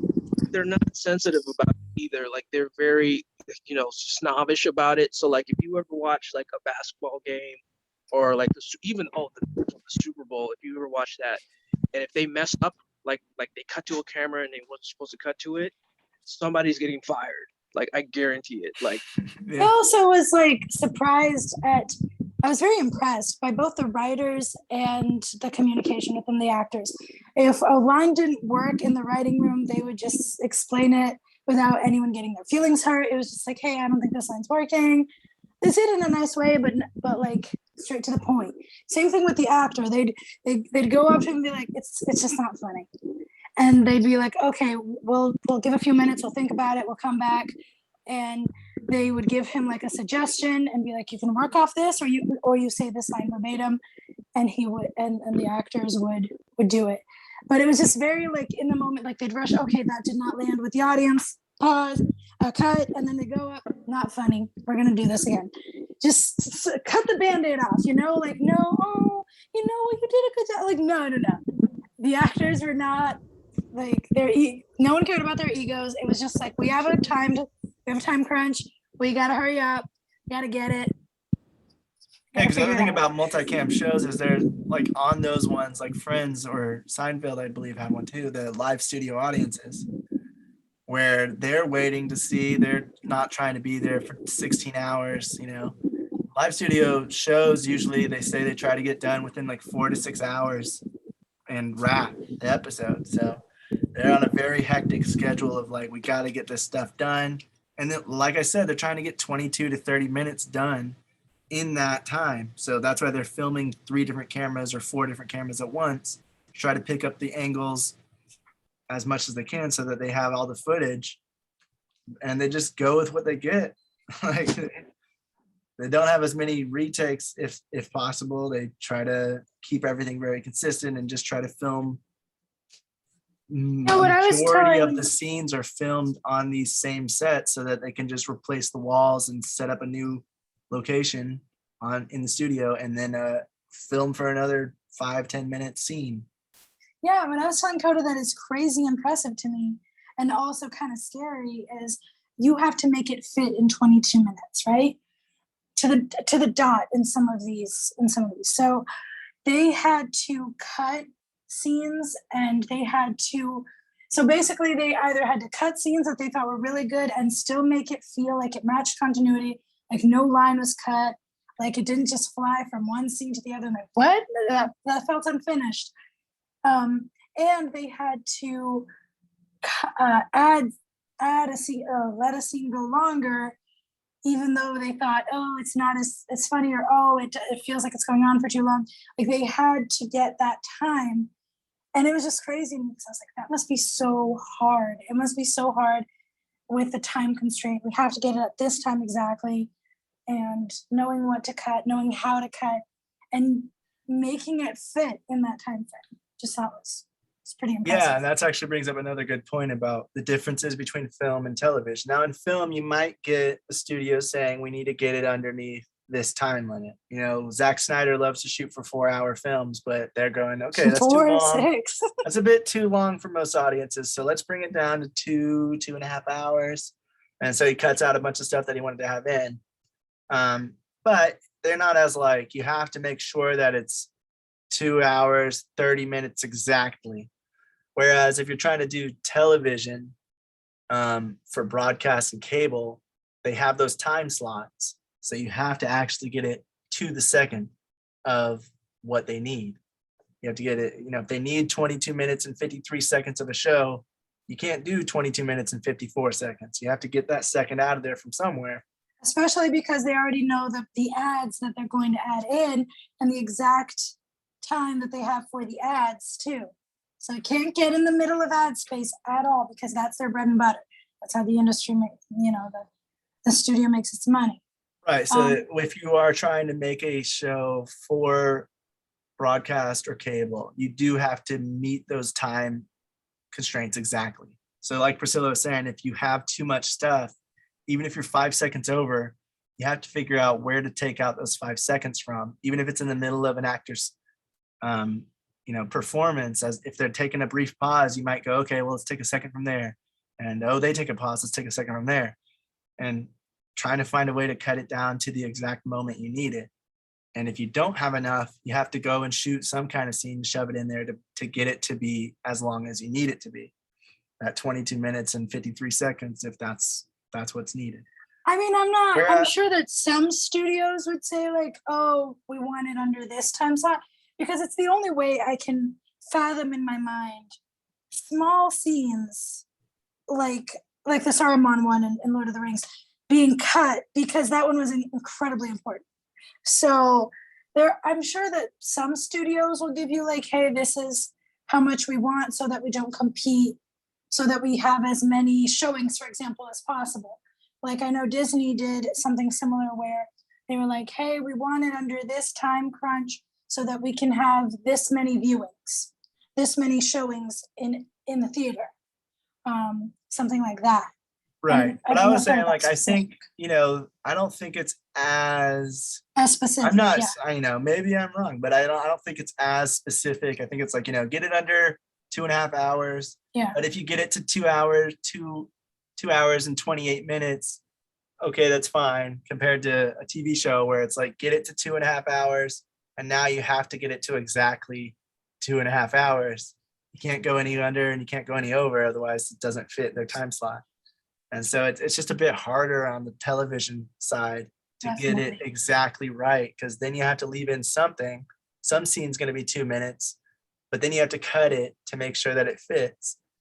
Whereas a Oh. film, you might have a little bit more leeway, even if they give you, and they give you a time thing, like she's saying, because they want to fit it into more theaters, and they say this is the attention span of the audience, so they're going to get bored and not like the movie if it's 4 hours long in the theater. Yeah, I'm whatever pretty else. sure like the Chronicles of Narnia, they had to cut a scene because like they had to cut a scene shorter in the movie theater because it was too long in the test screenings. But I'm pretty sure in the DVD they had it the right length. So it's just little stuff like that I always knew that TV was harder in a way, in many ways, but I just got a whole newfound respect for people that work in TV, because it just seems like such a grueling, stressful job with like, of course there are pros, there's pros and cons to both. I don't know if we're gonna like touch on that too much, but like, yeah, you have more consistent actors, you have like more consistency, more stability, blah, blah, blah, blah. But yeah, they both come with their different set of challenges for sure. Yeah.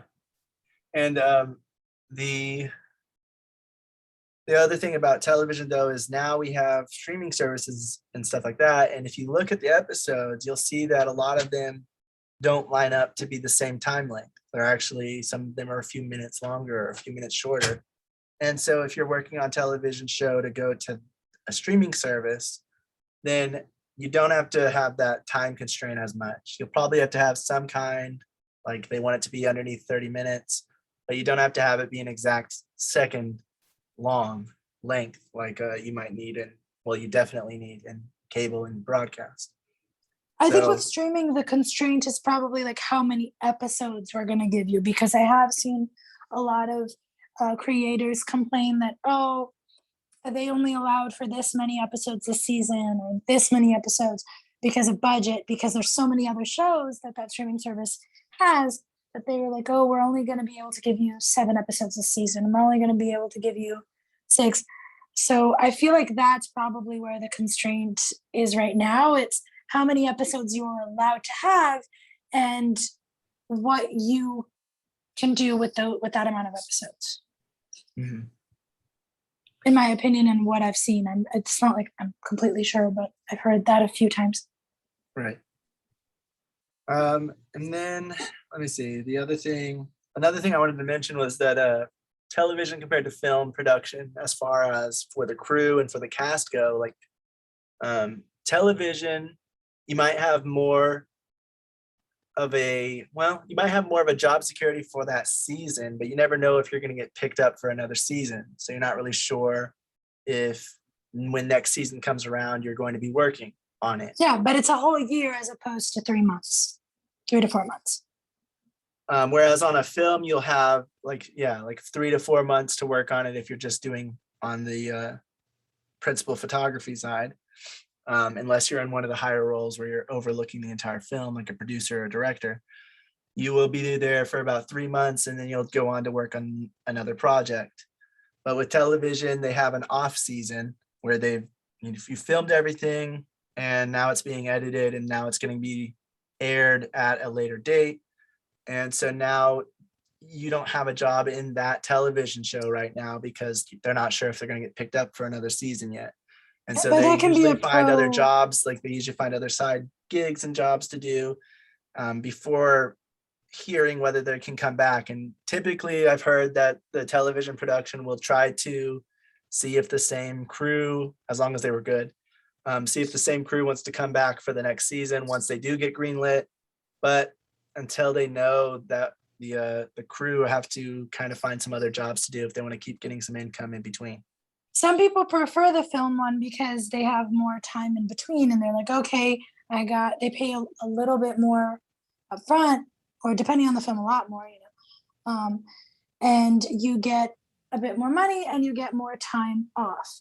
But it's more inconsistent and it's more like, oh, I don't know when the next project is going to be. As opposed to TV, it's a little more stable because even if you're not working on that particular show, you might be working for that particular like company, and so they might put you on another show or stuff like that. And as well. it can be like that, but it can also be the opposite. On a TV show, they're not sure if they're going to get the green light to go to the next season. Yeah. They don't know when production for the next season is going to start happening, and so they're like starting another job. But So then you don't know if you they don't want can that start job another. to reach into the next season. So if they start Yeah. getting greenlit, they have to figure out, what am I going to do to get back on the show? Because I really like working on that thing. Whereas on film, when you're done, You're done. if you are able to work consistently, which some people are, if they just keep working, some of them don't even have time off in between. They just go to the next project right away because they're afraid of not being able to get another job. So they get another job right away, and then they just keep doing that. Assistant directors, when we were learning about them, a lot of them were saying they didn't take a day off in the last 7 years because every time a project was done, they would just get a job on the next one. Yeah, because you don't want to going. be stagnant for a while and then lose all your connections, lose a bunch of chances and be like, oh crap, I should have taken that. And now there's nothing opening up. Yeah, so definitely it can happen the opposite because you are kind of stuck waiting if that second season's going to happen. And so you can't really take a job right now, take like a longer form job because you're waiting on that one. So Same yeah, thing with television though. If you wanted to work on, well, that's what I said. What? That's what I mean, TV. Oh, you're saying film. Yeah. Oh, sorry, I meant TV. I was talking about film and earlier, like with the other thing, like the assistant directors. Oh, yeah. Yeah, and then that's what she said, like you have to, like if you are trying to consistently work on a TV show and you do think it's going to get greenlit, you're not going to be in production all year. And so in that in-between time, that off season, you have to not take on a job that's going to take too long because you want to get back on that TV show again, if you get the chance. So it is a bit of a difference for the crew and the cast to figure out what to do in between these different things. And they both come with their pros and cons. Like you might have more job security in a television show as long as they like you and they believe you're doing good work.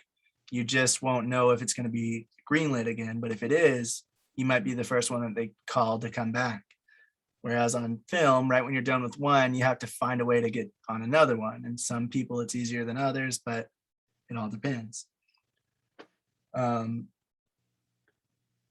But I would say it also depends on the individual person's what they like, if they like it to be a bit more hectic and time crunched, because film is spread out a lot more. There's a lot more experimentation on different things.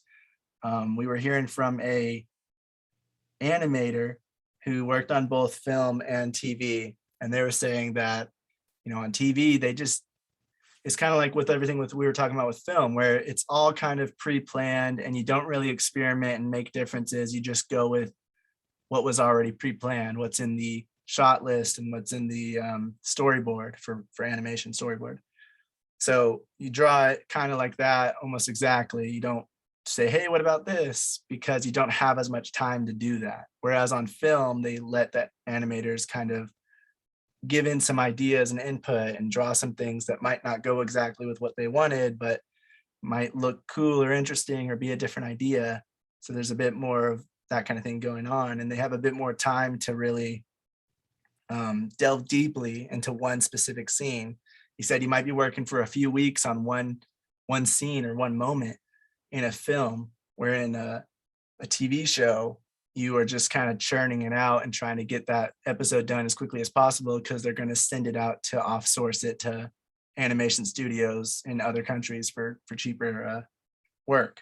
So it live action as well is different. The pacing is a lot different on film compared to TV. They're both very, high. They're both, I mean, neither one are like peaceful and laid back. You're trying to get things done. You're trying to get them done quickly. But on TV, you just don't have as much of a budget, and you don't have as much time to do a lot of takes and to reshoot a bunch of things and set up a light differently. And, oh, wait, I have an idea to do this and that. You don't have as much time to do all that. So you kind of just have to go with it and try to churn it out as much as possible. So it's a bit more hectic, longer days sometimes, depending on the TV show. Where film, you'll have long days and things like that, but it might not be as hectic. It'll still be hectic, it'll still be busy, but you might not be as hectic and as busy as you would be on TV. They both have a lot of similarities, but they do have differences in how they're scheduled and how long you're working and things like that.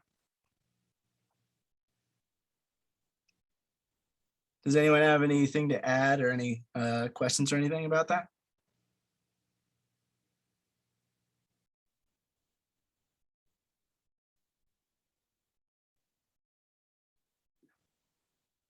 All right, so the last thing I was just going to mention what we're studying next week.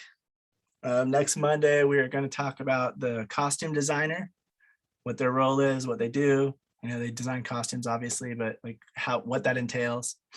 And then how costumes show character and why they are important, and why they need to match with the production design and the hair and makeup team and all of that to help portray how that character is, what mood they're in, things like that.